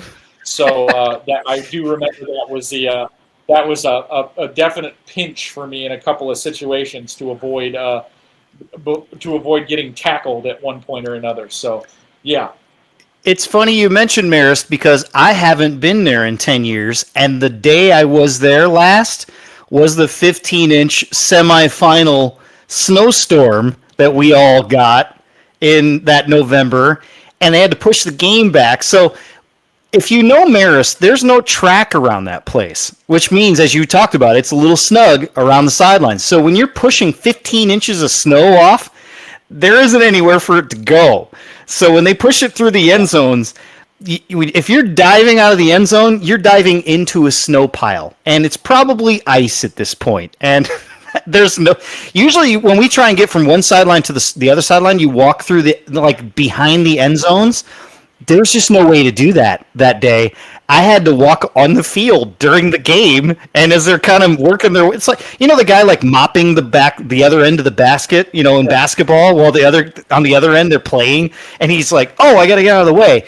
It was kind of one of those moments. So I just thought of that tonight, and I know you and I are always all over the place, and so I have those moments. That's how my brain works. It's nostalgia all the time. You work numbers. Well, let's get back to what we have tonight, because I want to talk about this final that you got from Downers Grove North and Hinsdale Central. That's the one game I have not touched upon. What do we have here? Yeah, I was really interested in this game coming into the week. Has Hinsdale Central made the transition back to kind of being in that upper echelon discussion? They didn't get that win tonight, but I think we can safely say, yeah, I think they're going to be a factor in this thing. A 9-7 final in that game, Downers Grove North with the win there.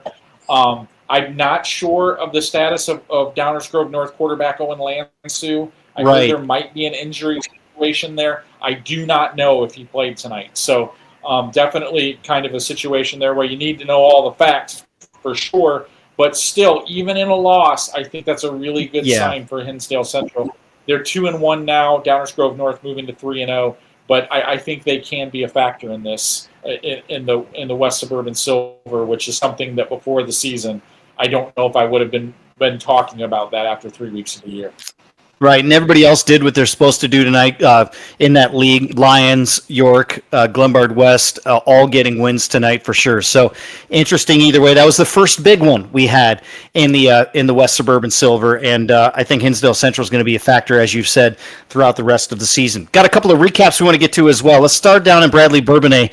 The Boilers. You saw some of the highlights that were going on, some atmosphere. Always love a little radio in the background for sure when we get those highlights for sure. Mason Schweizer was at Bradley Bourbonnais and Waubonsie Valley, a 35-6 win for the Boilers. Schweitzer here from the press box at Doug Barkley Memorial Stadium, where Bradley Bourbonnais has improved to 3-0 with a 35-6 win over Waubonsie Valley.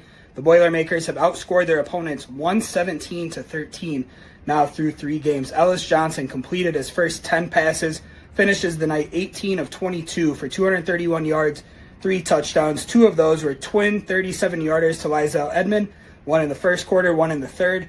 Isaac Allison ran for a 1-yard touchdown. Calvin Cole caught a 26-yard touchdown. And Kyron Edmond ran for a 33-yard touchdown for the Boilermakers. Ty Thurman, 4 tackles for a loss. Lizelle Edmond also had an interception, as did Rylan McHugh, as the Boilermakers for 3 weeks in a row now have been all dominant on offense and defense. He's right. They've been dominant on both sides of the ball, and I feel like we go through these ebbs and flows with Bradley Bourbonnais and the folks down there in Kankakee County, and I think it's the time to ask this question. We often do.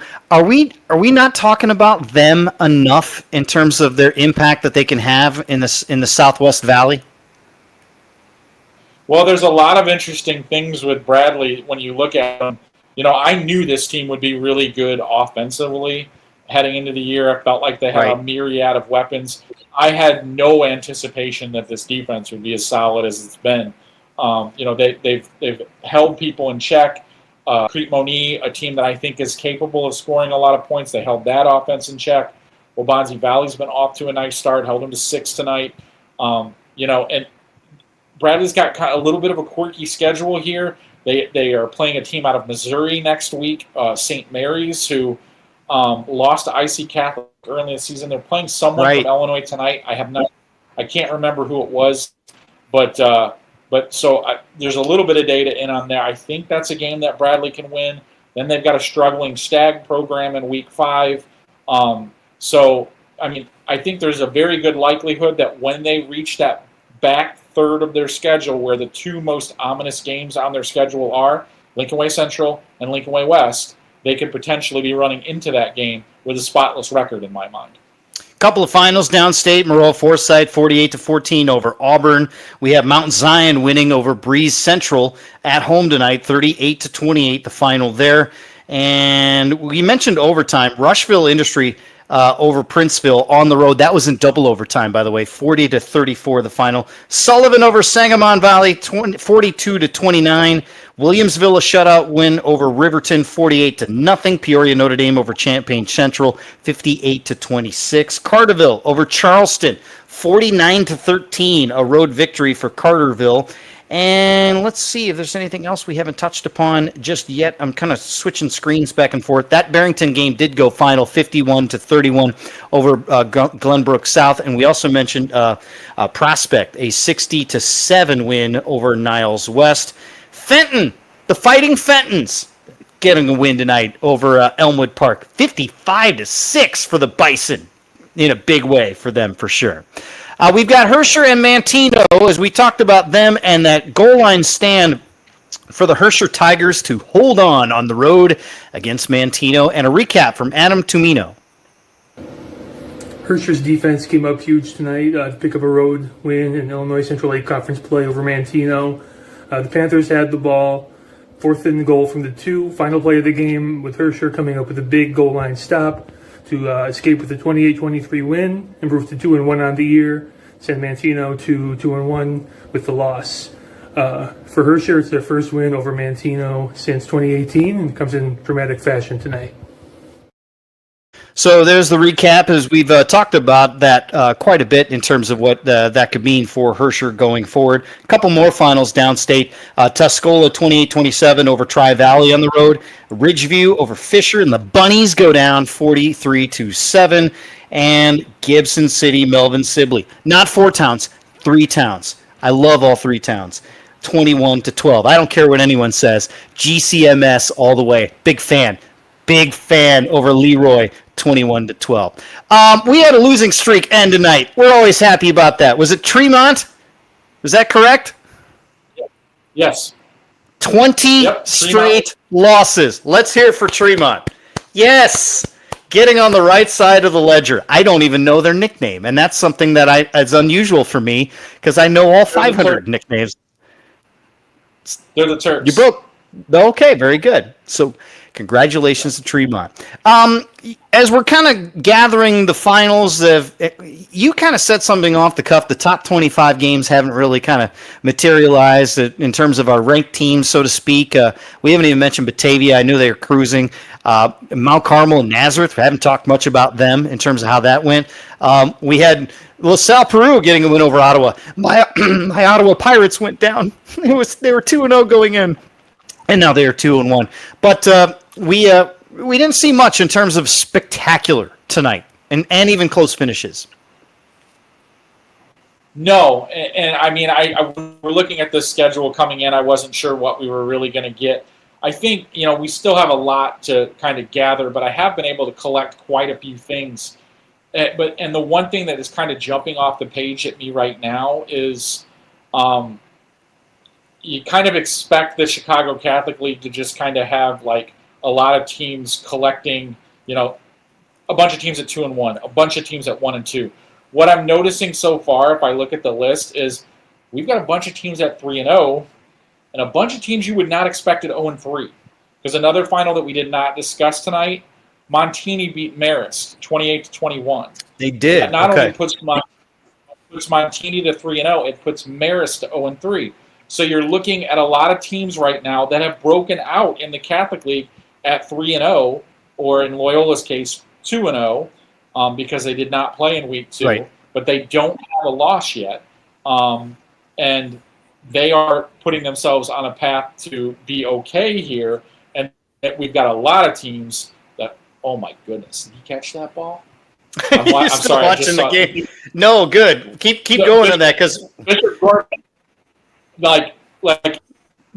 I'm not kidding. It must have been about 50 yards in the air, an absolute dart to this kid who was spinning around the 5-yard line as he caught it, spun out of a tackle, and walked into the end zone for Bishop Gorman.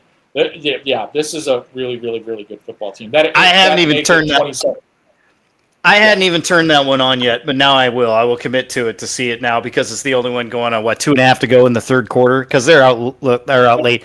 What do you think of this idea of that, we got a team out west?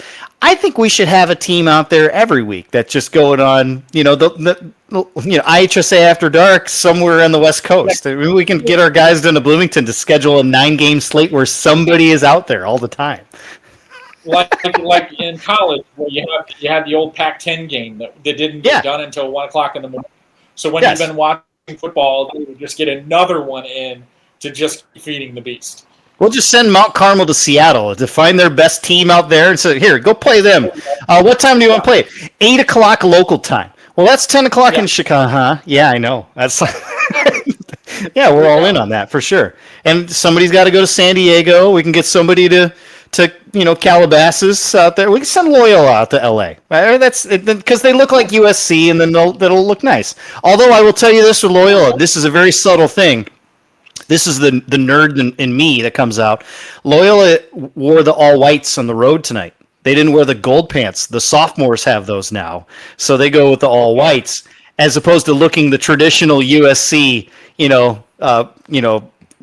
maroon and gold, so to speak. I was a little jarred by that at first when I walked in. I'm like, hey, they're not wearing the gold pants. Oh, they're the sophomores with them. Got it. So I don't know how. Maybe that's not a new thing, but for me, I just caught it tonight. So there you go. As we head into week 4, just some of the things that are starting to percolate now. That are kind of getting in your head about where this thing is going, where the season's going. As I'm still digging for some finals, especially downstate. See if I can get some more. I think one thing that I've noticed tonight, and I guess I didn't really expect this because I hadn't looked so closely at the week 4 schedule. It seems like already, just in the conversation that we've had here in the last 80 minutes or so, there seems to be a lot of games materializing next week where it's 3-0, 3-0. I mean, it just seems like we've already talked probably about 10 to 12 of them. That seems like that's an inordinate amount of teams to be talking about that already. I'm sure there'll be more. So it looks like, at least from a record ledger type of thing, we're going to have a lot of interesting matchups in week 4 to consider. By the way, tomorrow we have Morris and Peoria downstate. They're at 4:30 down there at Peoria Stadium. So it'll be. You're not. Are you going down to that? No, I'm not. I'm gonna. Okay. I was thinking about Rob Osterley is going down there. He's going to go down there and check it out. Yep, exactly. You can go read his report coming up in the coming days for sure. Dunlop beat Pekin tonight in overtime, 28-27. I'm not sure if I mentioned that. As I kind of go through the Middle Illini games, everyone did what they're supposed to. But Washington, a 24-0 shutout over Metamora. How about that for that rivalry? You don't see that very often. And that's a short drive between those two towns. I can tell you that for sure. Looking up and down the rest of Central Illinois, just to see if there's anything of note. We mentioned obviously Tremont getting their losing streak snapped. Games that were sort of kind of late, a lot of 8-man football kind of conversations as well, and nothing really of note. I haven't seen anything way downstate of note. Have you at this point? I have not. Most of the scores that I've been getting in are from the northern portion of Illinois. I have not seen a whole good grouping of Southern Illinois scores yet. You and I will take a peek at Southern Illinois here in a minute. Got a couple of recaps to show you for you. Eddie Carifio and his beautiful beard was taking in Muhammad Seymour and Sycamore tonight. And Sycamore struggled against a pretty good team from Central Illinois, and he's got the recap. Final from Sycamore, Muhammad Seymour, 45. Sycamore, 16. A couple trends from this one. I'll keep it short. Third down conversions. Dynamite for the Bulldogs. Sycamore couldn't get off the field on third down on the decisive touchdown drive. It was only a 24-16 game at halftime, and Sycamore got the ball coming out of the break, but Muhammad Seymour got the stop they needed, although Sycamore did convert a fourth down, had a punt. But then Muhammad Seymour got a stop and then rolled off a 82-yard drive, I want to say. No, 88-yard drive to score, converted 2 third and longs. They converted all 4 of their third down attempts in the fourth quarter. They finished 7 of 11 after missing their first 3. That 45-16 loss is the most lopsided loss that Sycamore has suffered since 2000, and I want to say 17 against the Cat. You can check out the story on FridayNightDrive.com. It will be up there, and it will be in there. I'm pretty sure it was 2017. I'm trying to cheat and look, and I can't see. But pretty sure it was 2017, maybe the 2018 game against the Cal. That was a 33-point loss. Should also point out that their last 4 losses combined for Sycamore, dating back till 2022, were by a combined 28 points. So just an uncharacteristic loss. They were playing without Kevin Lee, their leading rusher and tackler. But still, that's pretty much the story from this one. Third downs and just an uncharacteristic type loss for the Spartans. We'll see how they bounce back next week against Rochelle, which also had a somewhat surprising loss against Lewin, 21-7, I believe the final was there. They meet next week, Rochelle and Sycamore, so we'll see what happens. Final from Sycamore, one more time, Muhammad Seymour, 45, Sycamore 26. Thanks, guys. Thank you, Eddie. And of course, you would imagine Sycamore and Rochelle will carry some urgency next week when they get together. Sycamore doesn't lose like that. And he's right. It's been a long time since they've gotten a beat down like that. I'm sure it's going to be a fascinating week in Sycamore to try and figure things out there in Spartan Lane to make sure that doesn't happen again. But then they got a Rochelle team that's going to run the ball and try and pound you. Yeah. And, when I was looking at that score tonight, I was a little thrown off by that. Sycamore off to an uncharacteristic start this season. And I would think that Rodewald probably going to be a little feisty after that loss to Lena Winslow. Not exactly a matchup where you feel like, oh, this will be an opportunity for us to get things right. These two, go at each other, have a long history of kind of having pretty fierce games with one another. So, Sycamore got some work to do right now. You have to dig out. So, Rochelle in a little bit better situation, but still a little bit surprising to see Sycamore in this situation. I was pretty confident that I thought that they would win that game tonight, and seeing the margin, I think, was even more surprising there. Yes, I'm with you on that for sure. And this is the second year that they played each other. So we'll see if that continues on. But because of the holes in the schedule, the Interstate 8s had to be a little creative here. And they really have been. And I applaud them. All their athletic directors have figured some things out, some unique scheduling opportunities. But they're about to get back into conference play for sure. And I'm staring at Canelan and Morris, whenever that is. I'm not sure if it's next week or not. But those two, assuming Morris can take care of business, you're not talking about another situation where you have a good matchup coming up in week number 4. Switch back to the Fox Valley here because Alex Kantecki was watching Cary Grove, a win over an undefeated McHenry team. Cary Grove came in at 0-2. McHenry was 2-0, but the Trojans came out on top 36-23. And about that Logan Abrams guy, let's get more from Alex. Alex Kantecki here from Friday Night Drive. Final score from Cary Grove. It was Cary Grove 36, McHenry 23. Trojans get their first win after an 0-2 start, while McHenry falls to 2-1. Big story tonight for the Trojans. Senior Logan Abrams makes his return at fullback, runs 23 times for 175 yards, and the team's opening score. Sophomore quarterback Jackson Burnt had a big game for CG as well. 4 total touchdowns, including 3 rushing. On the other side for McHenry, quarterback Jeffrey Schwab had 3 touchdowns and 163 yards passing. Again, final from Cary Grove. Cary Grove 36, McHenry 23. How dangerous of a team do they become if Logan Abrams is doing Logan Abram things on both sides of the ball? Yeah, that's a pretty ominous thing for future Fox Valley Conference opponents there. A really strong game for him. Good to see him back on the field. He's the kind of kid that you really enjoy seeing play.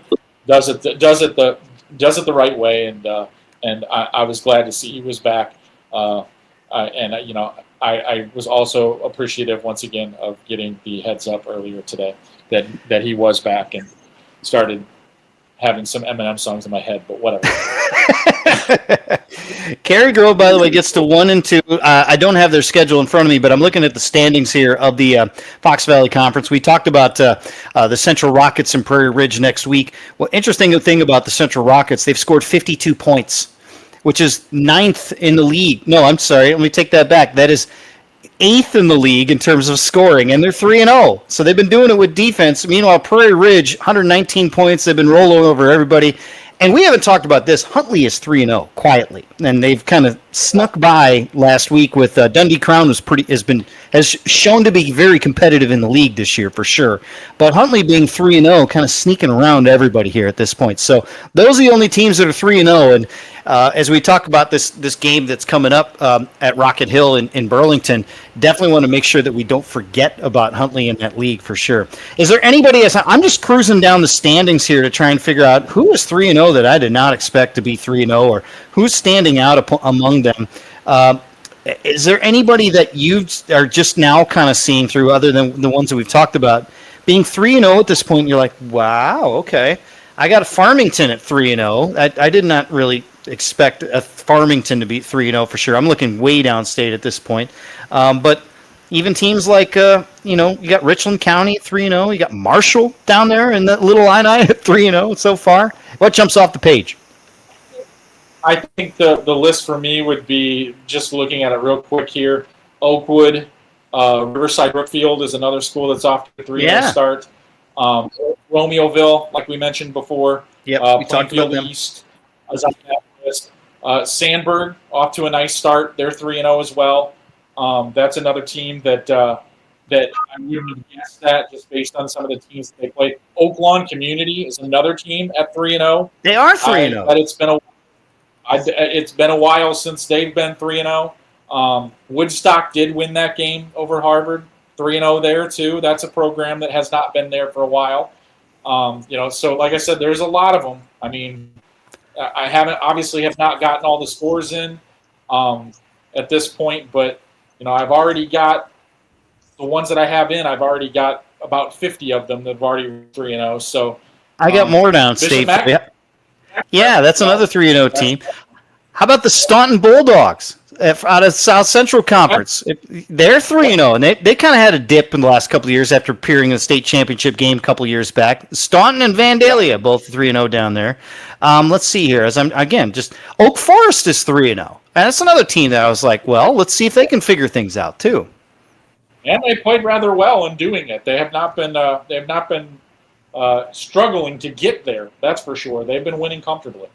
Yeah, I haven't seen. It looks like everything's in the books. You're watching East St. Louis, and you're going to watch that deep into the night. What are you noticing about that game as it goes on right now? I got a couple that just came in. Batavia over Glenbard North. That's for the Bulldogs' homecoming, 41-13. Aurora Christian 63 burger on St. Ed's tonight, 63-0. The final there for the Eagles. Yeah. In line with that East St. Louis game, East St. Louis inside the 5 right now against Bishop Gorman. About 11 minutes left. They're down 28-10 in this one. So trying to make it pretty respectable here. And this is one of those games that we talked about before. A loss in this one is absolutely nothing to be ashamed of. This is going to be a team that's going to come out of their first 3 games at 1-2 after getting that forfeit win last week. But I don't think there are very many other schools in the state that would do any better than the 1-2 East St. Louis has put together against the quality of opponent that they've played so far. We have not touched upon the Upstate 8. Do we have an Elgin final? Did we ever figure that one out? Because they were playing West Aurora tonight. I had a feeling that was going to go against them, but I didn't see the final. Did you? I have not seen that score. Right. I haven't seen any of the scores out of the Upstate 8. Yeah, it feels like it's been a quiet night from the Upstate 8. And those two, by the way, Elgin and West Aurora, have been playing each other forever. But as you mentioned, the 3-0 Riverside Brookfield Bulldogs. And then you have Fenton at 2-1. I didn't know they had a win already. So they're at 2-1 on the season, and West Chicago 2-1. So they were 2-0. What did they do tonight? They clearly lost, but I don't have the game in front of me. They lost to Glenbard South tonight, 34-27. So respectable. So there you go. We've kind of recapped in terms of the 3-0s. You'll finish up watching East St. Louis. We'll dig through the numbers here and try and sort things out and get you ready for 3-0 matchups as we recap and look back on Week 3 coming up on Monday. Sir, it's been a fun one. I enjoyed it. All right. And I as well, so we'll... You stay there. They're going to keep going. But some highlights from Week 3 as we look back live with Friday Night Drive. I'll see you on Monday.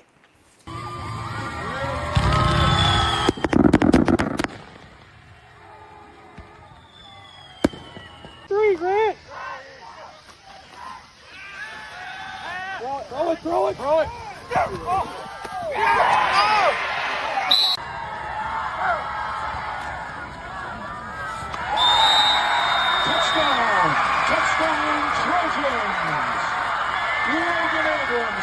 Straight drop, Ellis looks, he's going down the field! Right there! Jumping pass to Plainfield!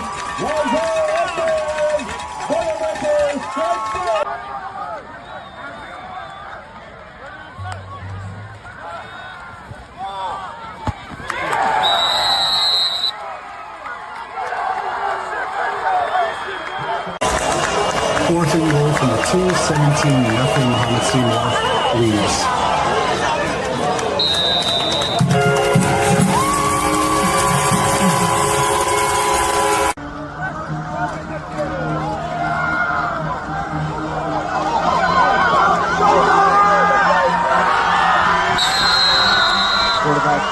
A Kuwu. And don't ask me to say that twice. What a pass snag. Sideline, single-handed grab. It opens up.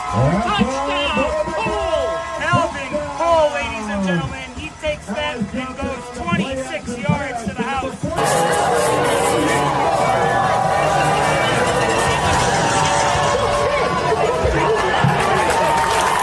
Touchdown!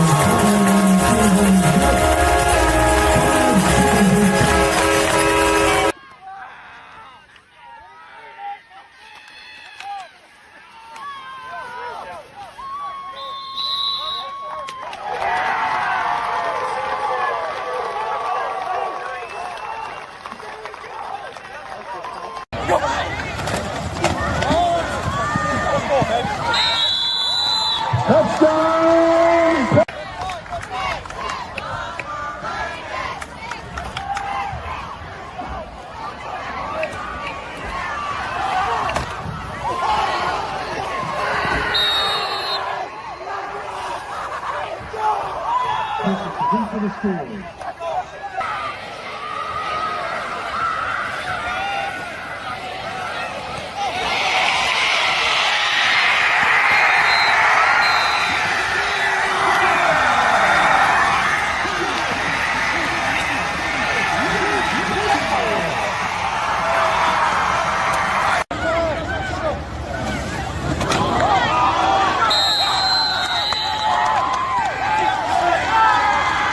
And on the play, safety for the Panthers.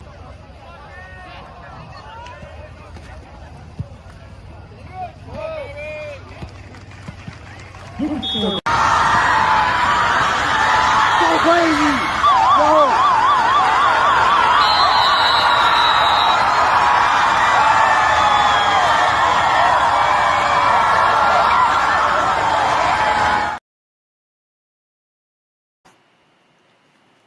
Hi there, guys.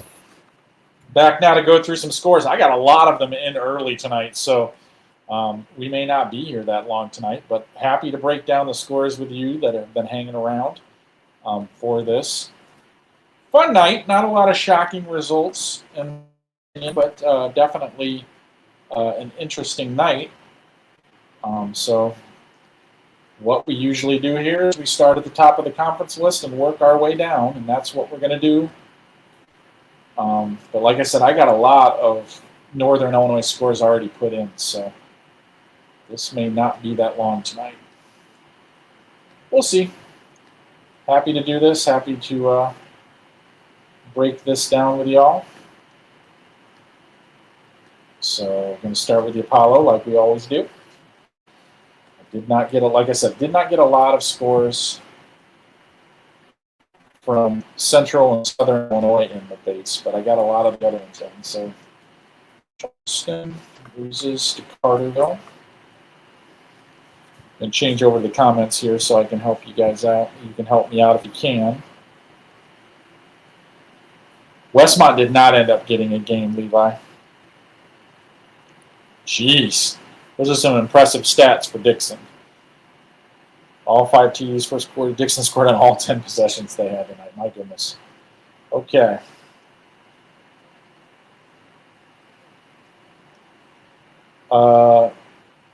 Already have one that I'm missing. Salem and Mattoon from the Apollo division. I do not have that one at this point in time, so that's going to go on the list first.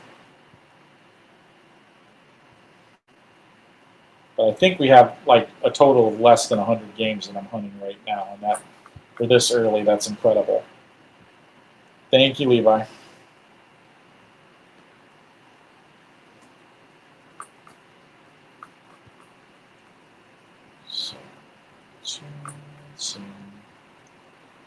Yeah, I've got a whole bunch of them in, so that was what I noticed too, was that they were coming in pretty quick and they were all over the place. So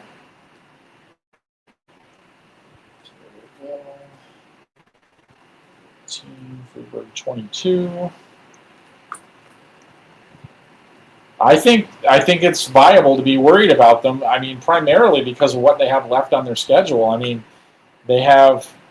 The question is, should we be worried about Joliet Catholic? I mean, they're 0-3 at this point. They still have Mount Carmel in 2 weeks. They've got Marist next week. So it's like they have multiple teams that are on their schedule that are probably expecting to get to the playoffs themselves, and now they have virtually no margin for error. So, and now that Week 9 game with Providence looks like it may loom very large for Joliet Catholic, especially if they're not able to pull off at least one upset victory, what would be classified as an upset victory over the next 3 weeks. So it's just a very tricky schedule for them. That's really what it comes down to. Losing those 2 non-conference games when in the past they usually go into this conference schedule with a 2-0 record, that's going to be very, very difficult. I mean, that's just the way that it looks right now on paper. It's a nice win for Mount Zion over Breeze Central, 38-28. Okay, so Effingham gets Mater Dei. That's a bad loss for Mater Dei. I think that's going to probably remove them from playoff projection. Wasn't sure about that one. Got my eye on this East St. Louis game up here. It's about 7.5 minutes left. Bishop Gorman leads that one 35-10. They've scored on some long plays against East St. Louis, so that has definitely been a shoe on the other situation. All right, so now we're moving on to the Big Northern Conference.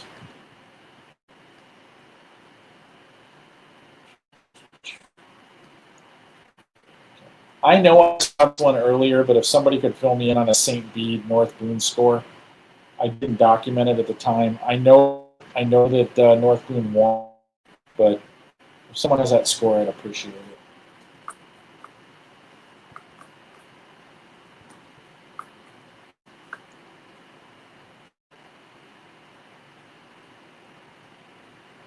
Thank you, Levi. I also know that I saw the Stillman Valley score, and I know they won, but I didn't document that one either. So if someone could help me out with that one, that'd be great too.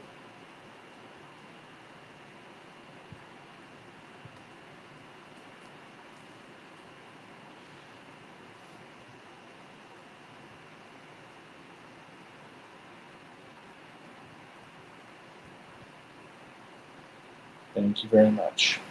All right, so we're out of the Big Northern, on to the Big 12. So almost none of these tonight, so I'll go check on that first. Good win for Freeburg there, 22-14. Okay, Middle West over Danville. 6.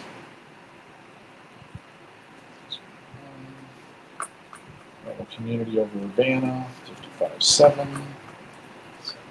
75. Okay. Wilmington over Manual, 48-6. I already had that one. Okay. 2 missing from the Big 12, Champaign Centennial and Peoria Richwoods, Champaign Central and Peoria Notre Dame. So, start with those.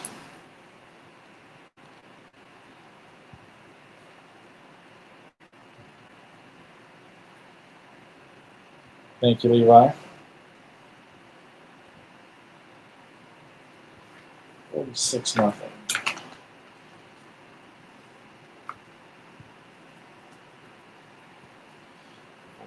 26. Thank you. Got the other one, so all right. And the Peoria game is tomorrow, so got the Big Northern done, or the Big 12. On to the Black Diamond.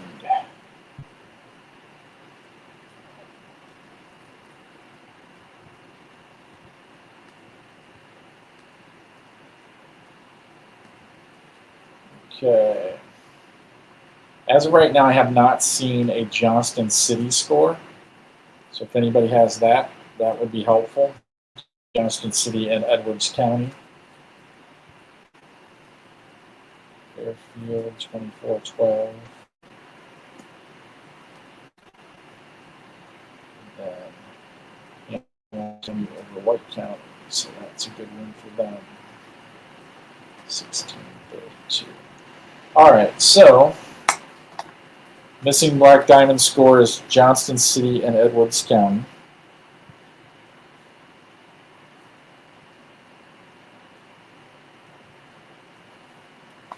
That's the only score we're missing for the first couple. Okay. Yeah, that could be. I got it as a Friday game, but that doesn't necessarily mean it hasn't moved.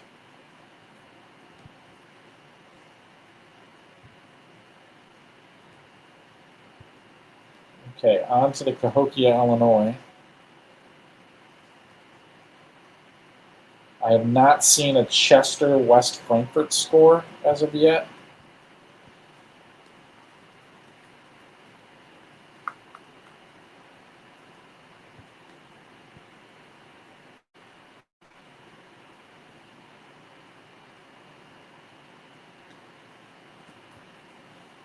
Okay, Nashville 62-41.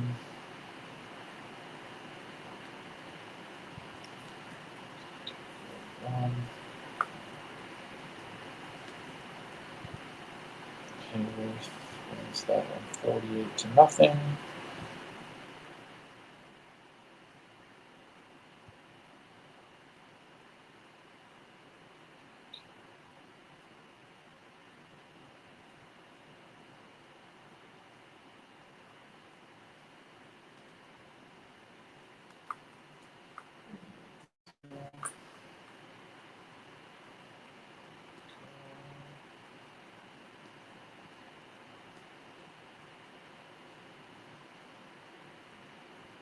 Thank you, Leroy. So Chester loses 33. 0-48.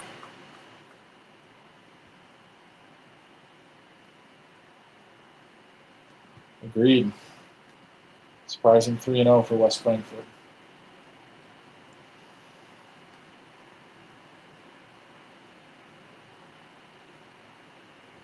All right, this is one I think we'll probably be chasing all night long. Sparta and Jackson Saxony Lutheran from Missouri.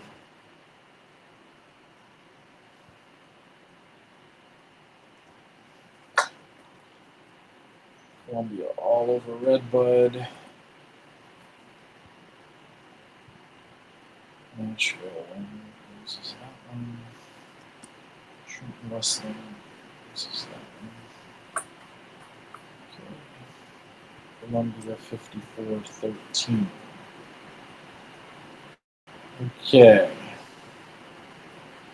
So right now missing two scores: Johnston City, Edwards County, Sparta, and Saxony Lutheran. Now moving on to the Cahokia, Mississippi. Wow, we found the Sparta score. A rare win for Sparta there. 36-30. But they're 2-1 now because they beat Madison in the week one. So 2-1 for Sparta. Wow. Okay.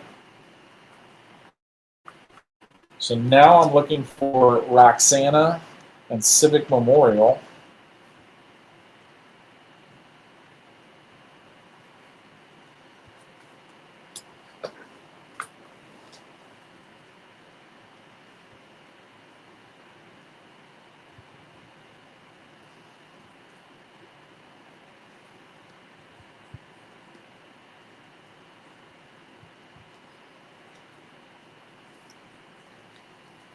Okay.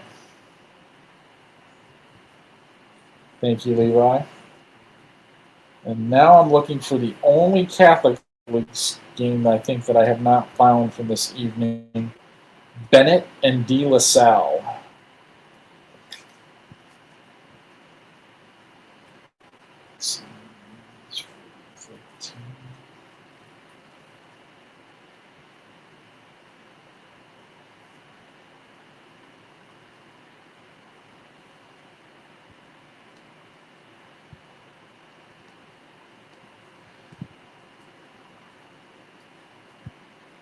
Okay. So I'm going to go check one more place. That St. Pat Leo game is tomorrow, Levi. 1 o'clock. Johnston City 58-14. Thank you, Weather. I appreciate it.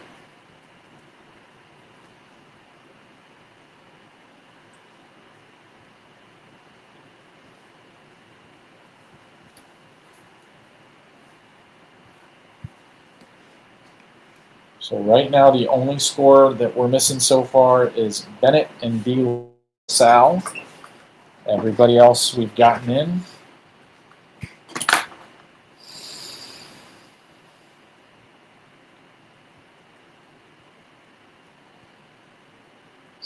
Football.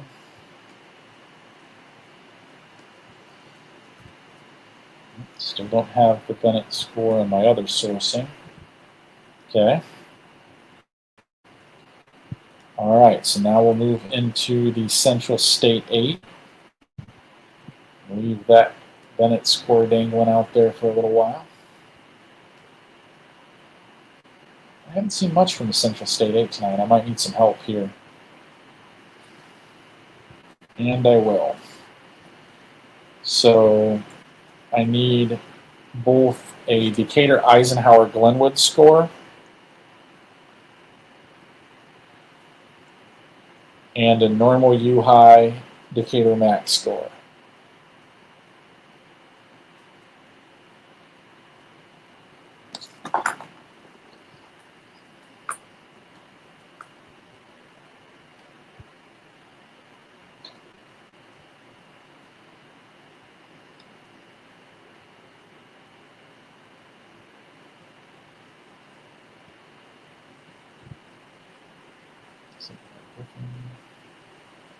Springfield 163 to nothing.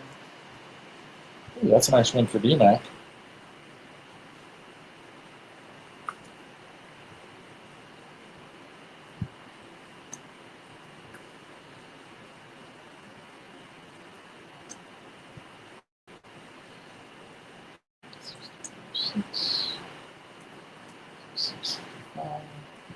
All right, from the other side, I need a Sacred Heart Jacksonville score.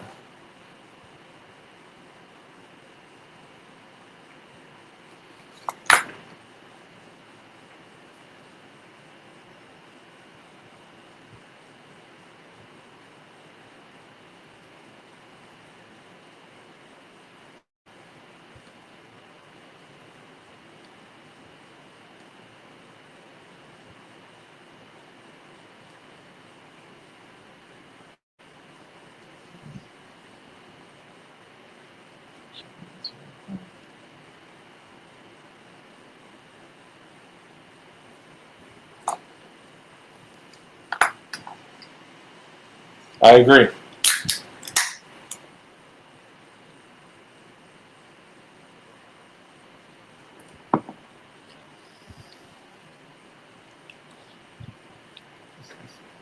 I was just thinking that very same thing, Grant.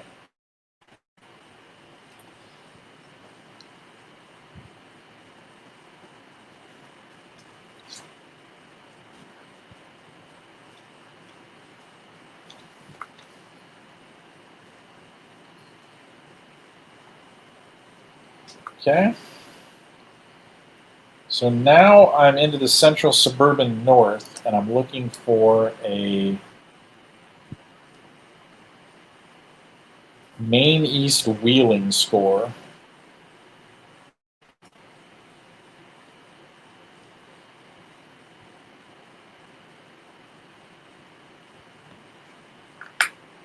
And also a Conant Vernon Hills score. So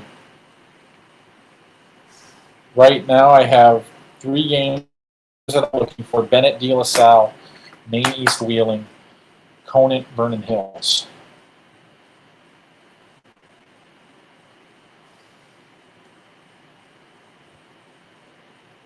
Okay. I saw this one floating around a little bit earlier, but I don't think I saw a final on it. Dwight and Shelbyville.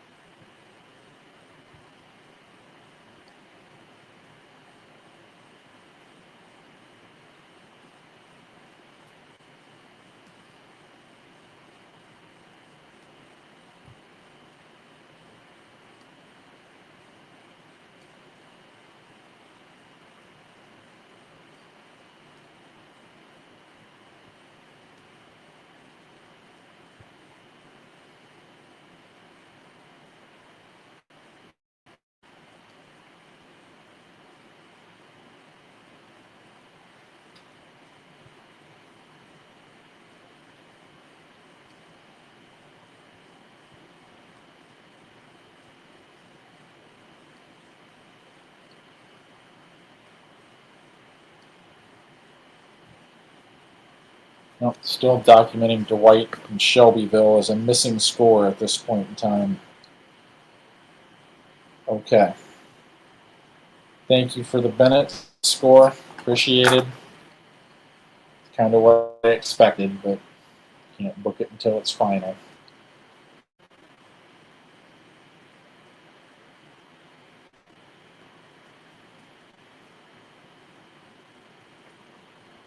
Okay.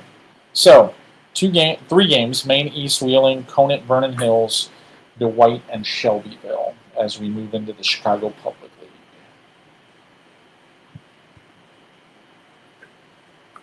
So,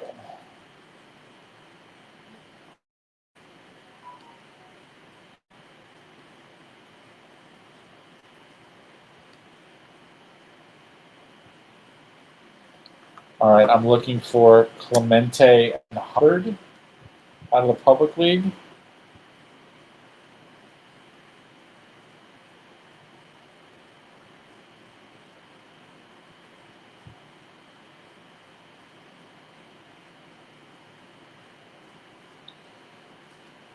Thank you for the Dwight score. So now back to missing three. Clemente, 14-12 over Hubbard. Where did you find that, Levi?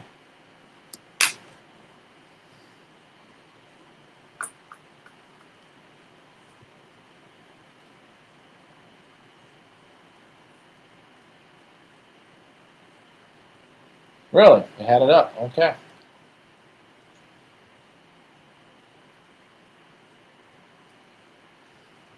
Interesting. Okay. Gotta go drop that Dwight score in before I forget. Okay. Moving along quite nicely here.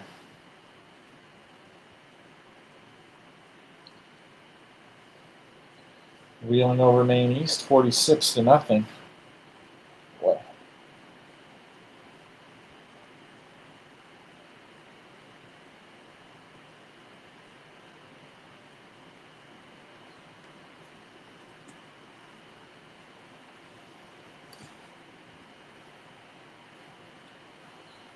So now we're down to one, Conant and Vernon Hills.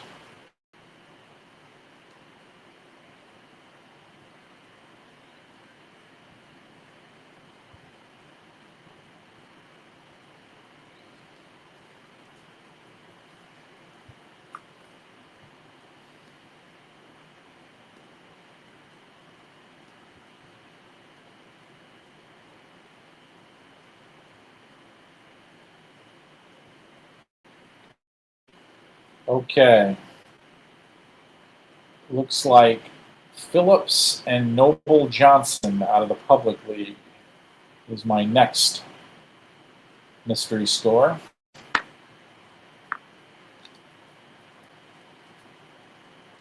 So Conant, Vernon Hills, Phillips, Noble Johnson.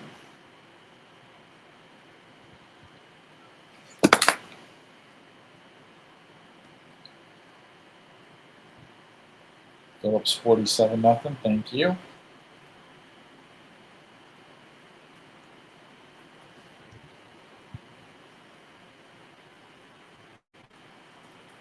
Most of the Public League games are Saturday, so not in a full-blown hunt yet.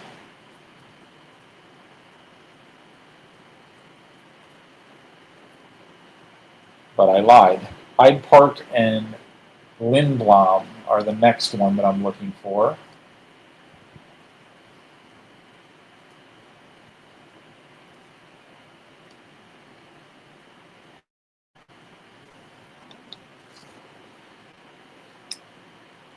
So Hyde Park, Lindblom, thank you.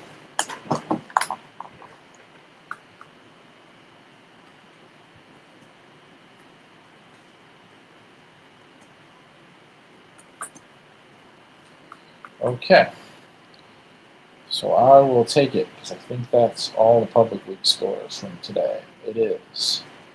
I have all the Duquesne scores. I have all the Fox Valley scores. And on to the heart of that Illinois, heart of Central Illinois. The only score that's missing right now is Conant and Vernon Hills.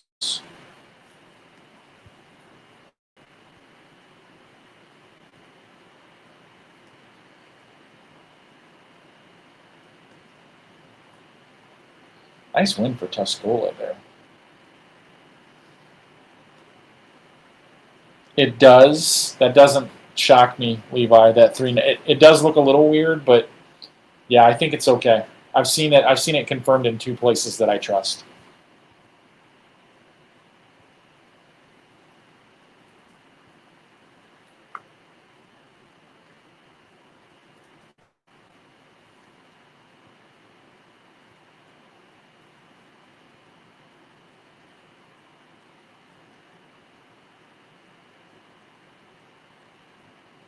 I know Matt mentioned it on air, but I don't have it in front of me. El Paso Gridley and Deer Creek Mackinac from tonight.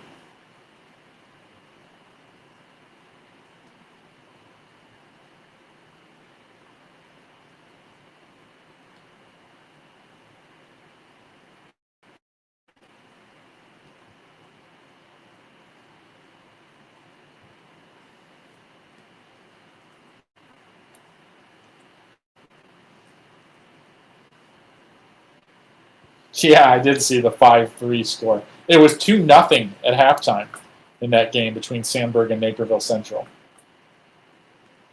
And then the field goal was 9 seconds left that won it to make it 5-3.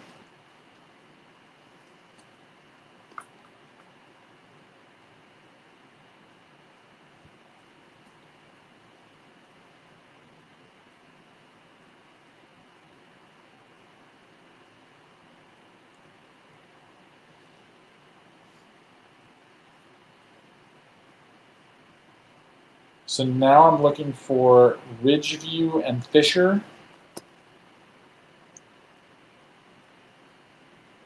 And A&M and Warrensburg-Latham.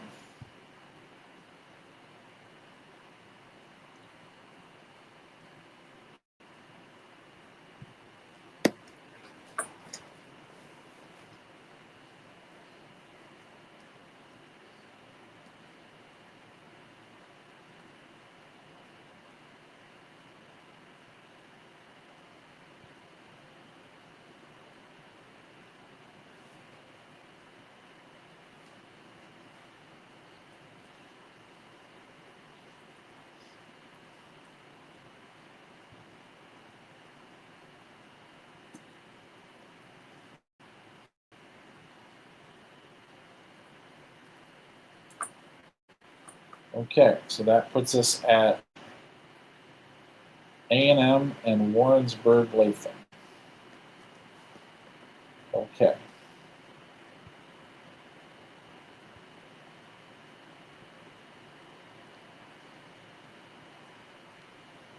Got about 70 games left that we're tracking. This is how slow, this is how quick everything has been tonight. That is not very many. And like I said, just 2 that we're missing as we go conference to conference. Vernon Hills and A&M and Warrensburg-Latham.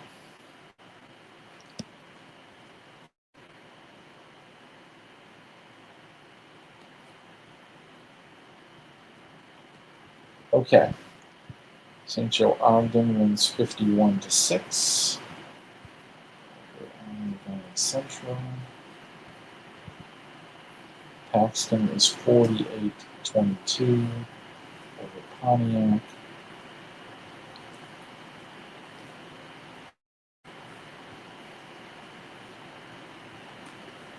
And now I'm looking for Monticello and Rantoul.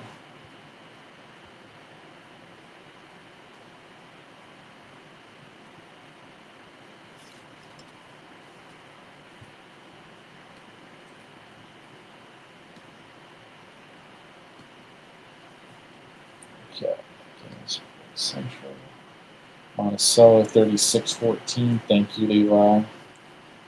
And I gotta change that St. Teresa Prairie Central game to Saturday. I did not realize that they moved that. 14-36. I think they did that because of the. Okay. All right. So now we're through there.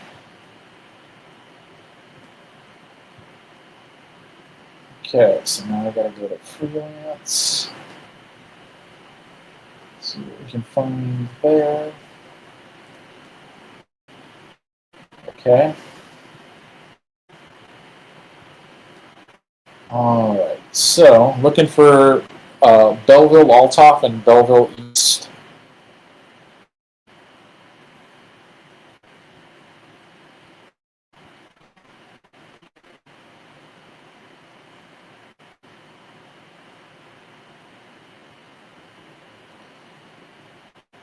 And Carbondale, Collinsville.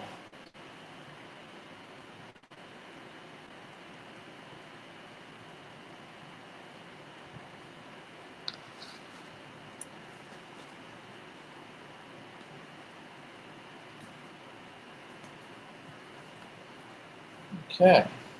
7-6, yikes. Okay.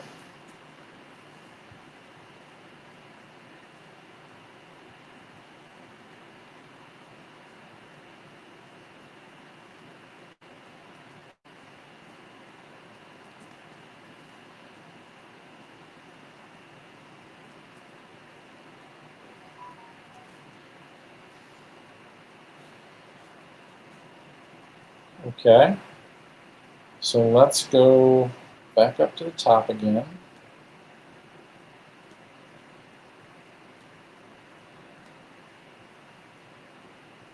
Yeah, it has been a while.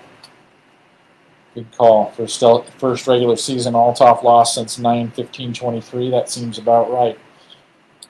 Okay, Madison and St. Peter's Lutheran out of Missouri is a need.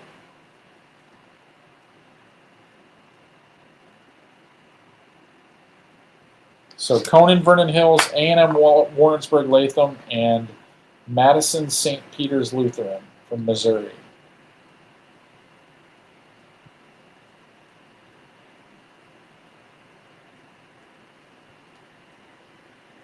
$67 games left to find.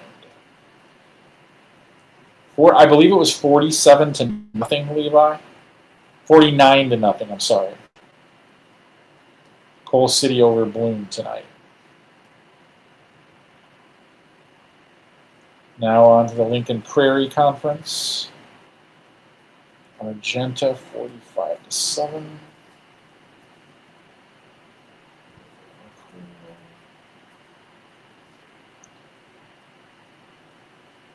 Sullivan 42, Second Valley 29. Okay, missing a couple in the Lincoln Prairie right now. That's a forfeit, so that's not a game. Okay, just missing one, Arthur and Cumberland. So list growing a little bit. Conan, Vernon Hills, A&M Warrensburg Latham, Madison, St. Peter's Lutheran, and Arthur Cumberland.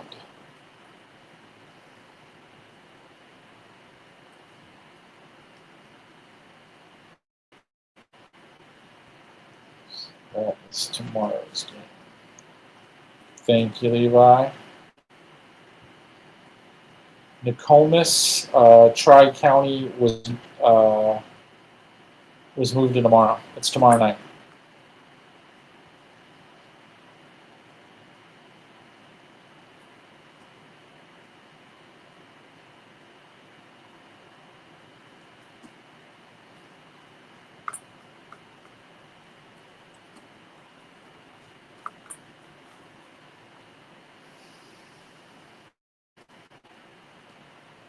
Okay. Moving on to the Lincoln Prairie Land.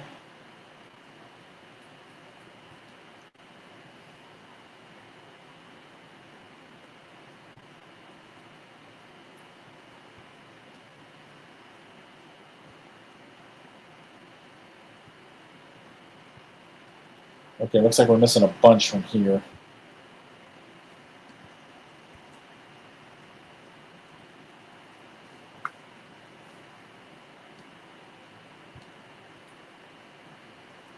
Okay, missing Macomb and Illini West.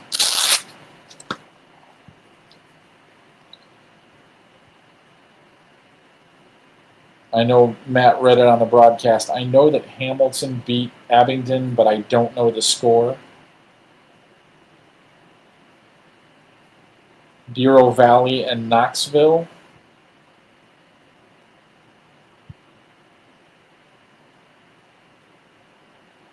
And Elmwood and Lewistown. So missing practically everything from that conference. Thanks, Levi. So Macomb, Illini West, that was 27-6. Elmwood, 43-8. Hamilton, 28-26. Knoxville, 31-8.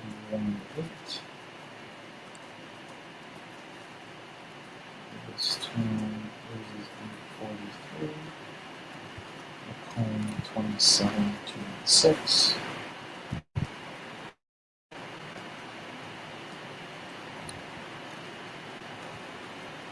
Okay. So that knocked all of those out. Thank you for those, Levi. All right, on to the small division.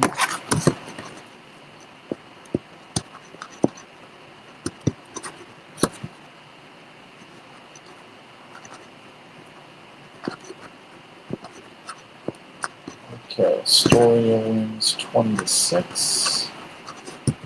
That's a little surprising. Stark County, gotta fight for it. 32-36.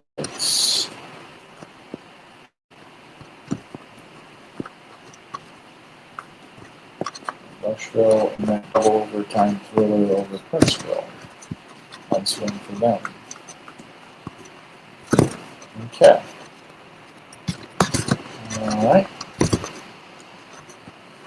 So still sitting on 3 games now. Madison, St. Peter's Lutheran, A&M, Warrensburg, Latham, and Conant and Vernon Hills.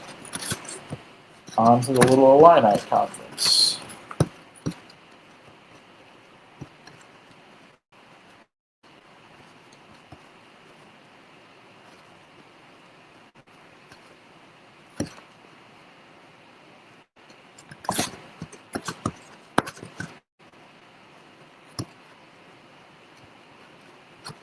Marshall over Paris, 34-30. That's a bit of a surprise. And then Carmel over Robinson, 41-13.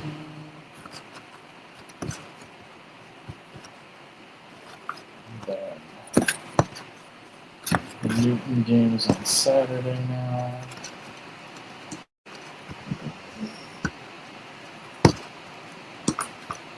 Okay, looking for a Lawrenceville, Richland County score.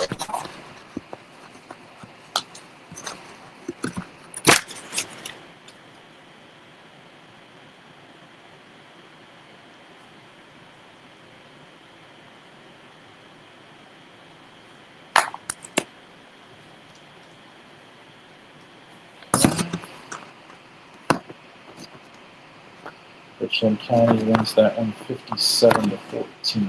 Okay. All right, so on to the Vernon Hills County game is still missing. So that's there. Okay, on to the Mississippi Valley.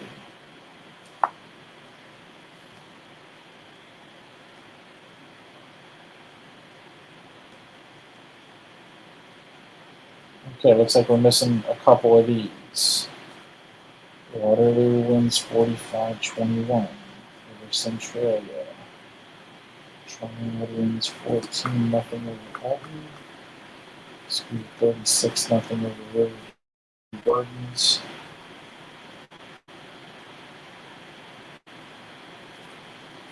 Okay, is that Highland game tomorrow? I have that wrong. Okay. So I'm looking for Highland and Gateway Tech. That might be tomorrow. Feels not quite right.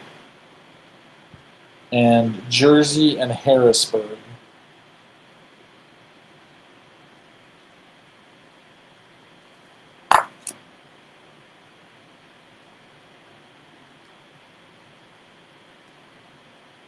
Okay, that makes sense. Thanks, Levi. I know I didn't see that anywhere tonight.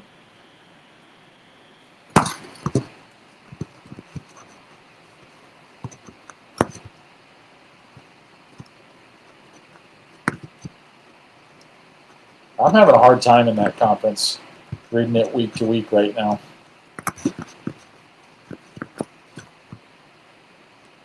So Jersey wins that one over Harrisburg.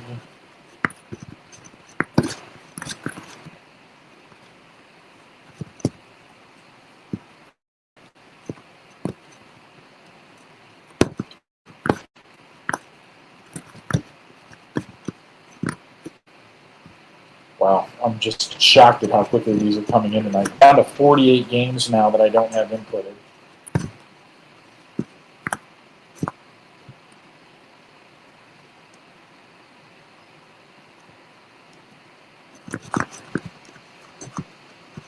Okay, so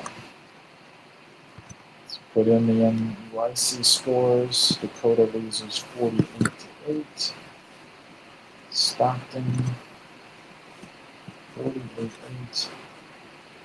Durand wins 55-7 over Morrison. That's pretty good. 7-16 for Galena. That's a good win for them. And Forreston beat Fulton 36-28. Right. So they are all done. We are already in the S conferences. Might be a record for speed tonight.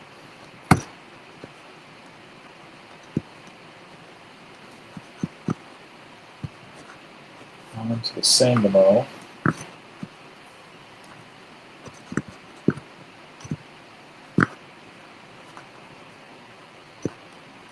Okay, so Conant Vernon Hills, and Warrensburg Latham, Madison, St. Peter's Lutheran from Missouri are the three missing scores. Got another one right now that I think I'm missing, Olympia and Pittsfield from tonight.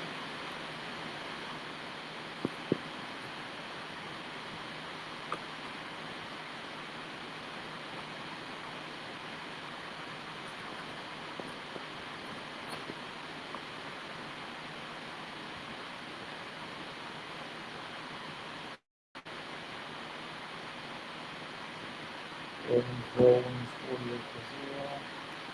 Thank you, Levi.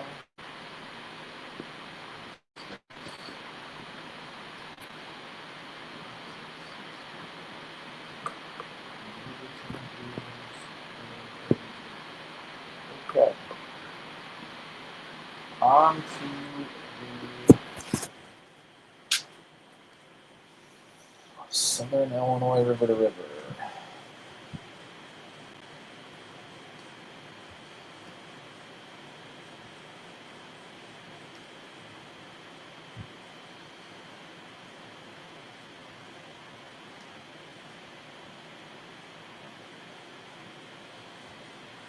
Warrensburg Latham over Central A&M. Thank you, sir.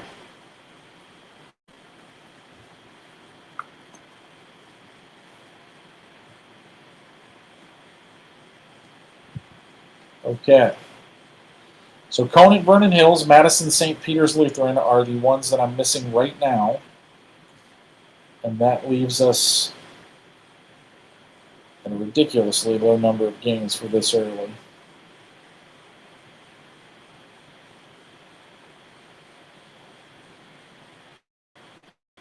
Yeah, 39 more games that I need to put in right now.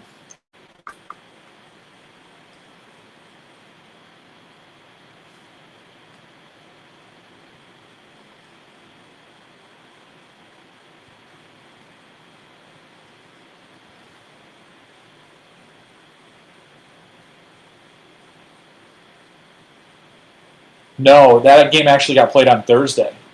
Jefferson won that game 13-7 over Boylan.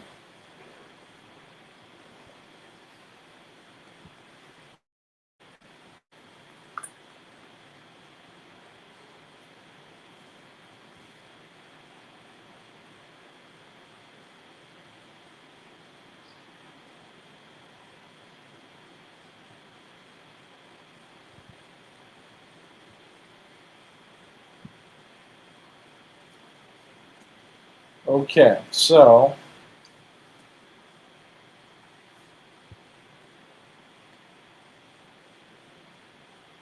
yeah, it looks like Boylan is down.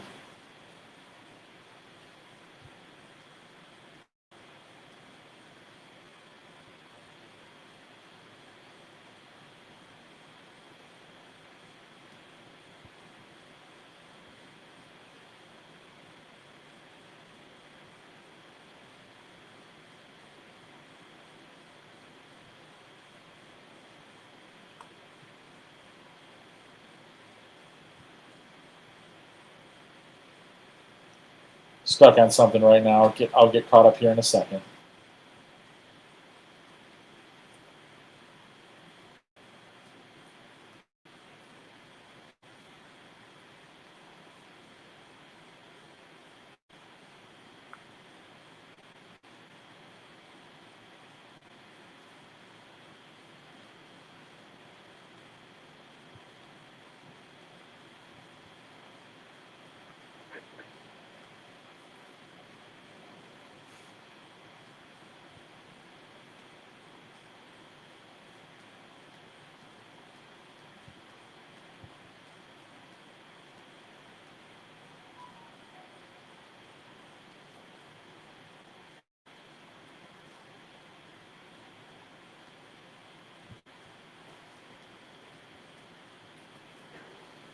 Okay, I need an Anna Jonesboro Massac County score from tonight.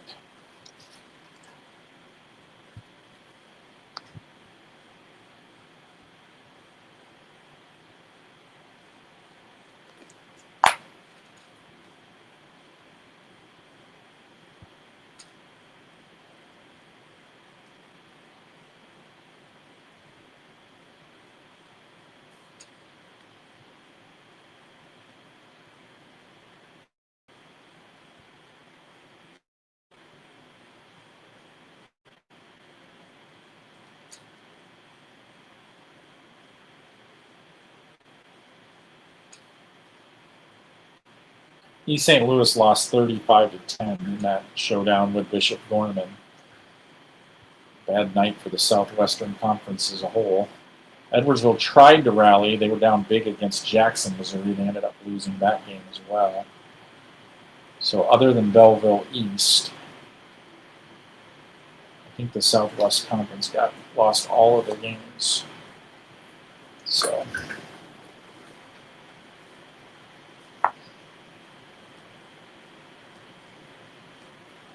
all right, so now we're on the South Central Conference.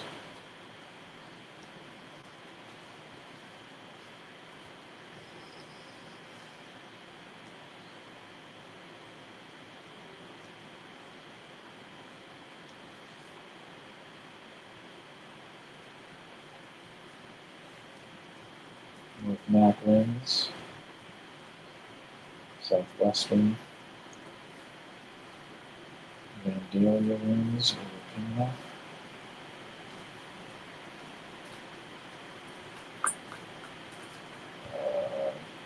Greenville loses to Carlinville. That's a bit of an upset.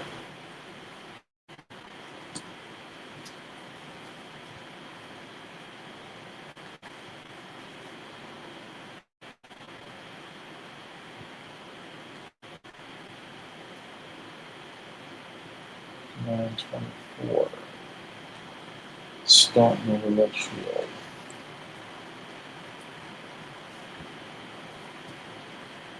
Okay.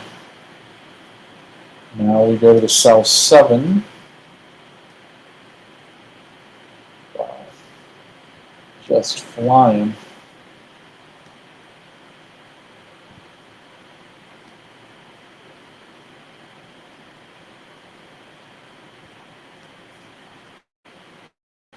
Marion beats Mount Vernon 56-21.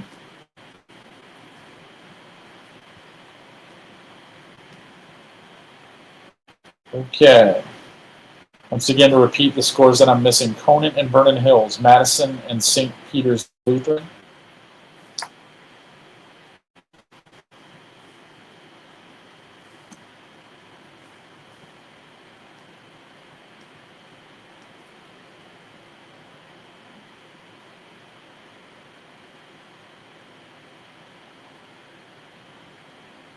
There are 28 games missing.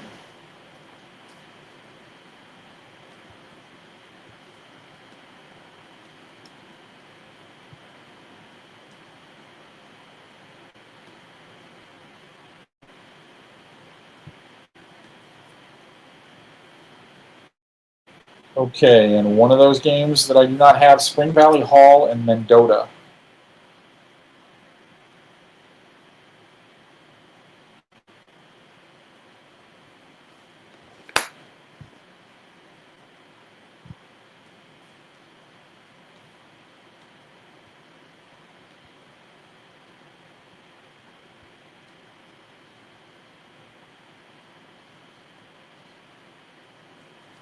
Hall, thank you, Levi. 46, 18, 20 to 47, 47, 20. Rockridge, it's Riverdale, 49, 1. Newman is on Saturday.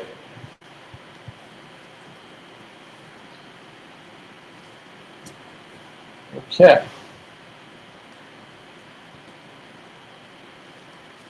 On to the Upstate 8 West.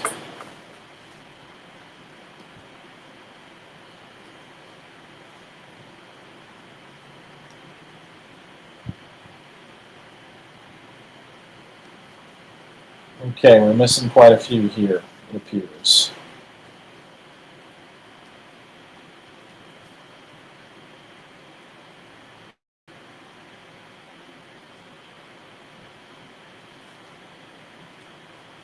Larkin and South Elgin.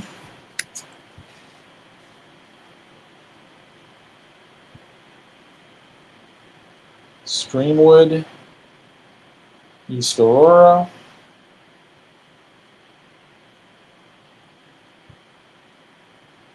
West Aurora and Elgin. Don't have any of those.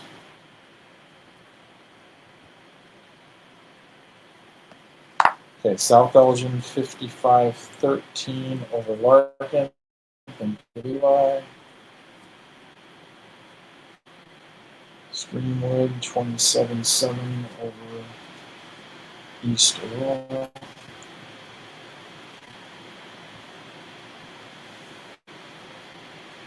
Okay, still don't have Elgin and West Aurora.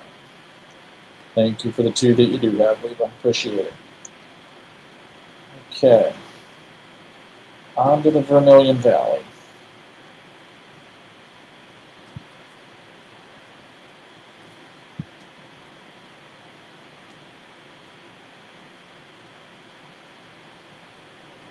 Central wins 48-0.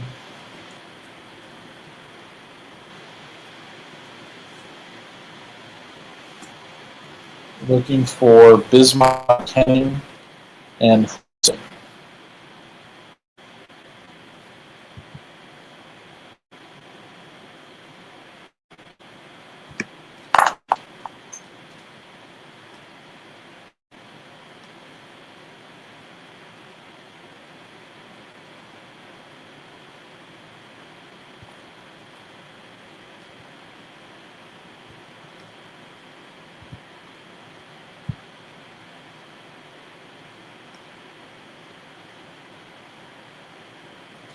Addison Trail wins that one 22-21.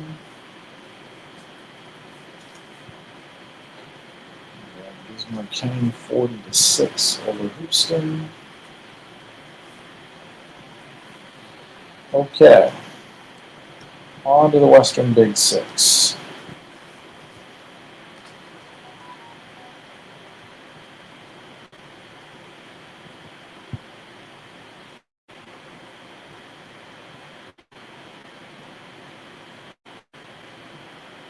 "19 games left on the board.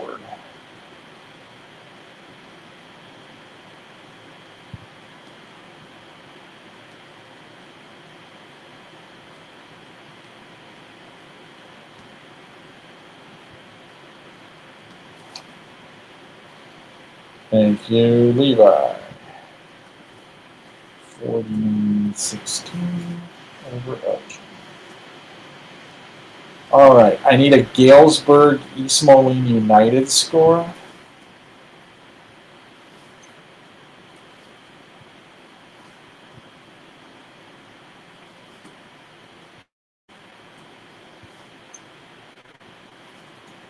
Also need a Quincy Rock Island Alleman score. I know that Quincy won, I just don't know the score.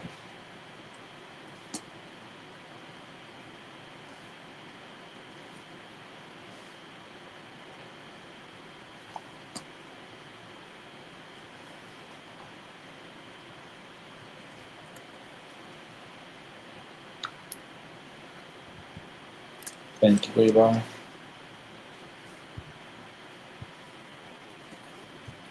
All right, on to the Western Illinois Valley.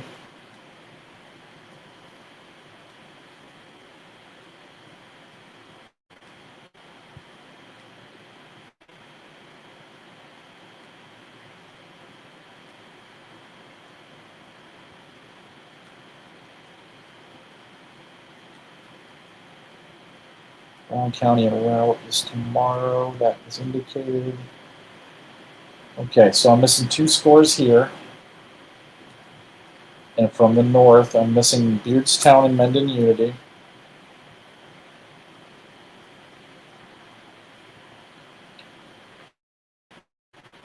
And Camp Point Central and Triopia.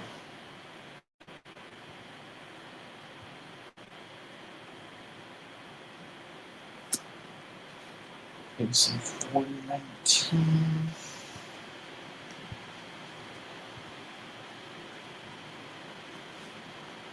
$19.40. Camp Point wins 44-0.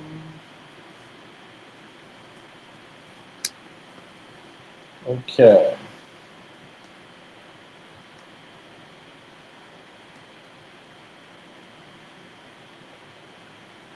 $12 games left.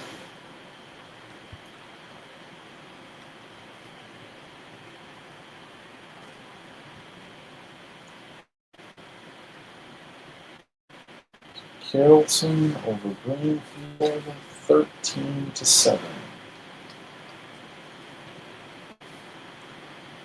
Calhoun 50, Pleasantville 8.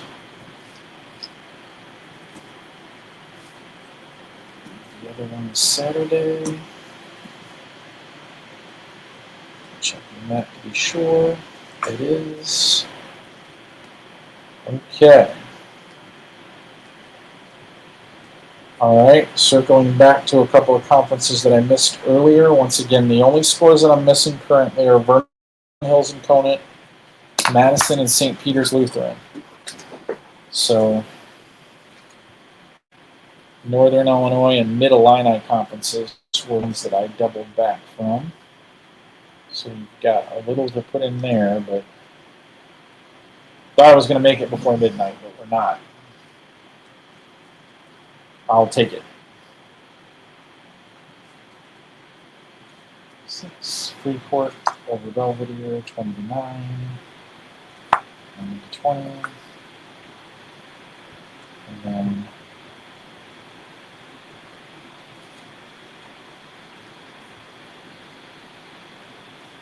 Harlem over Hononegah, 24-2. That's a little surprising. 42. Okay. 6 games missing. 2 I mentioned before. I got to put the Mid-Illini games in.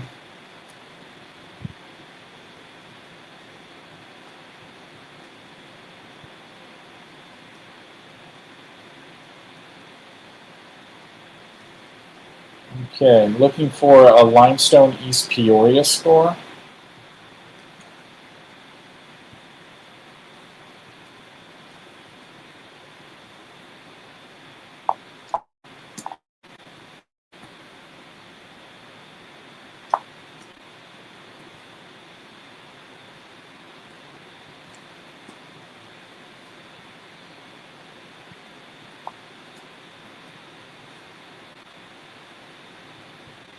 East Peoria over Limestone, 35-7.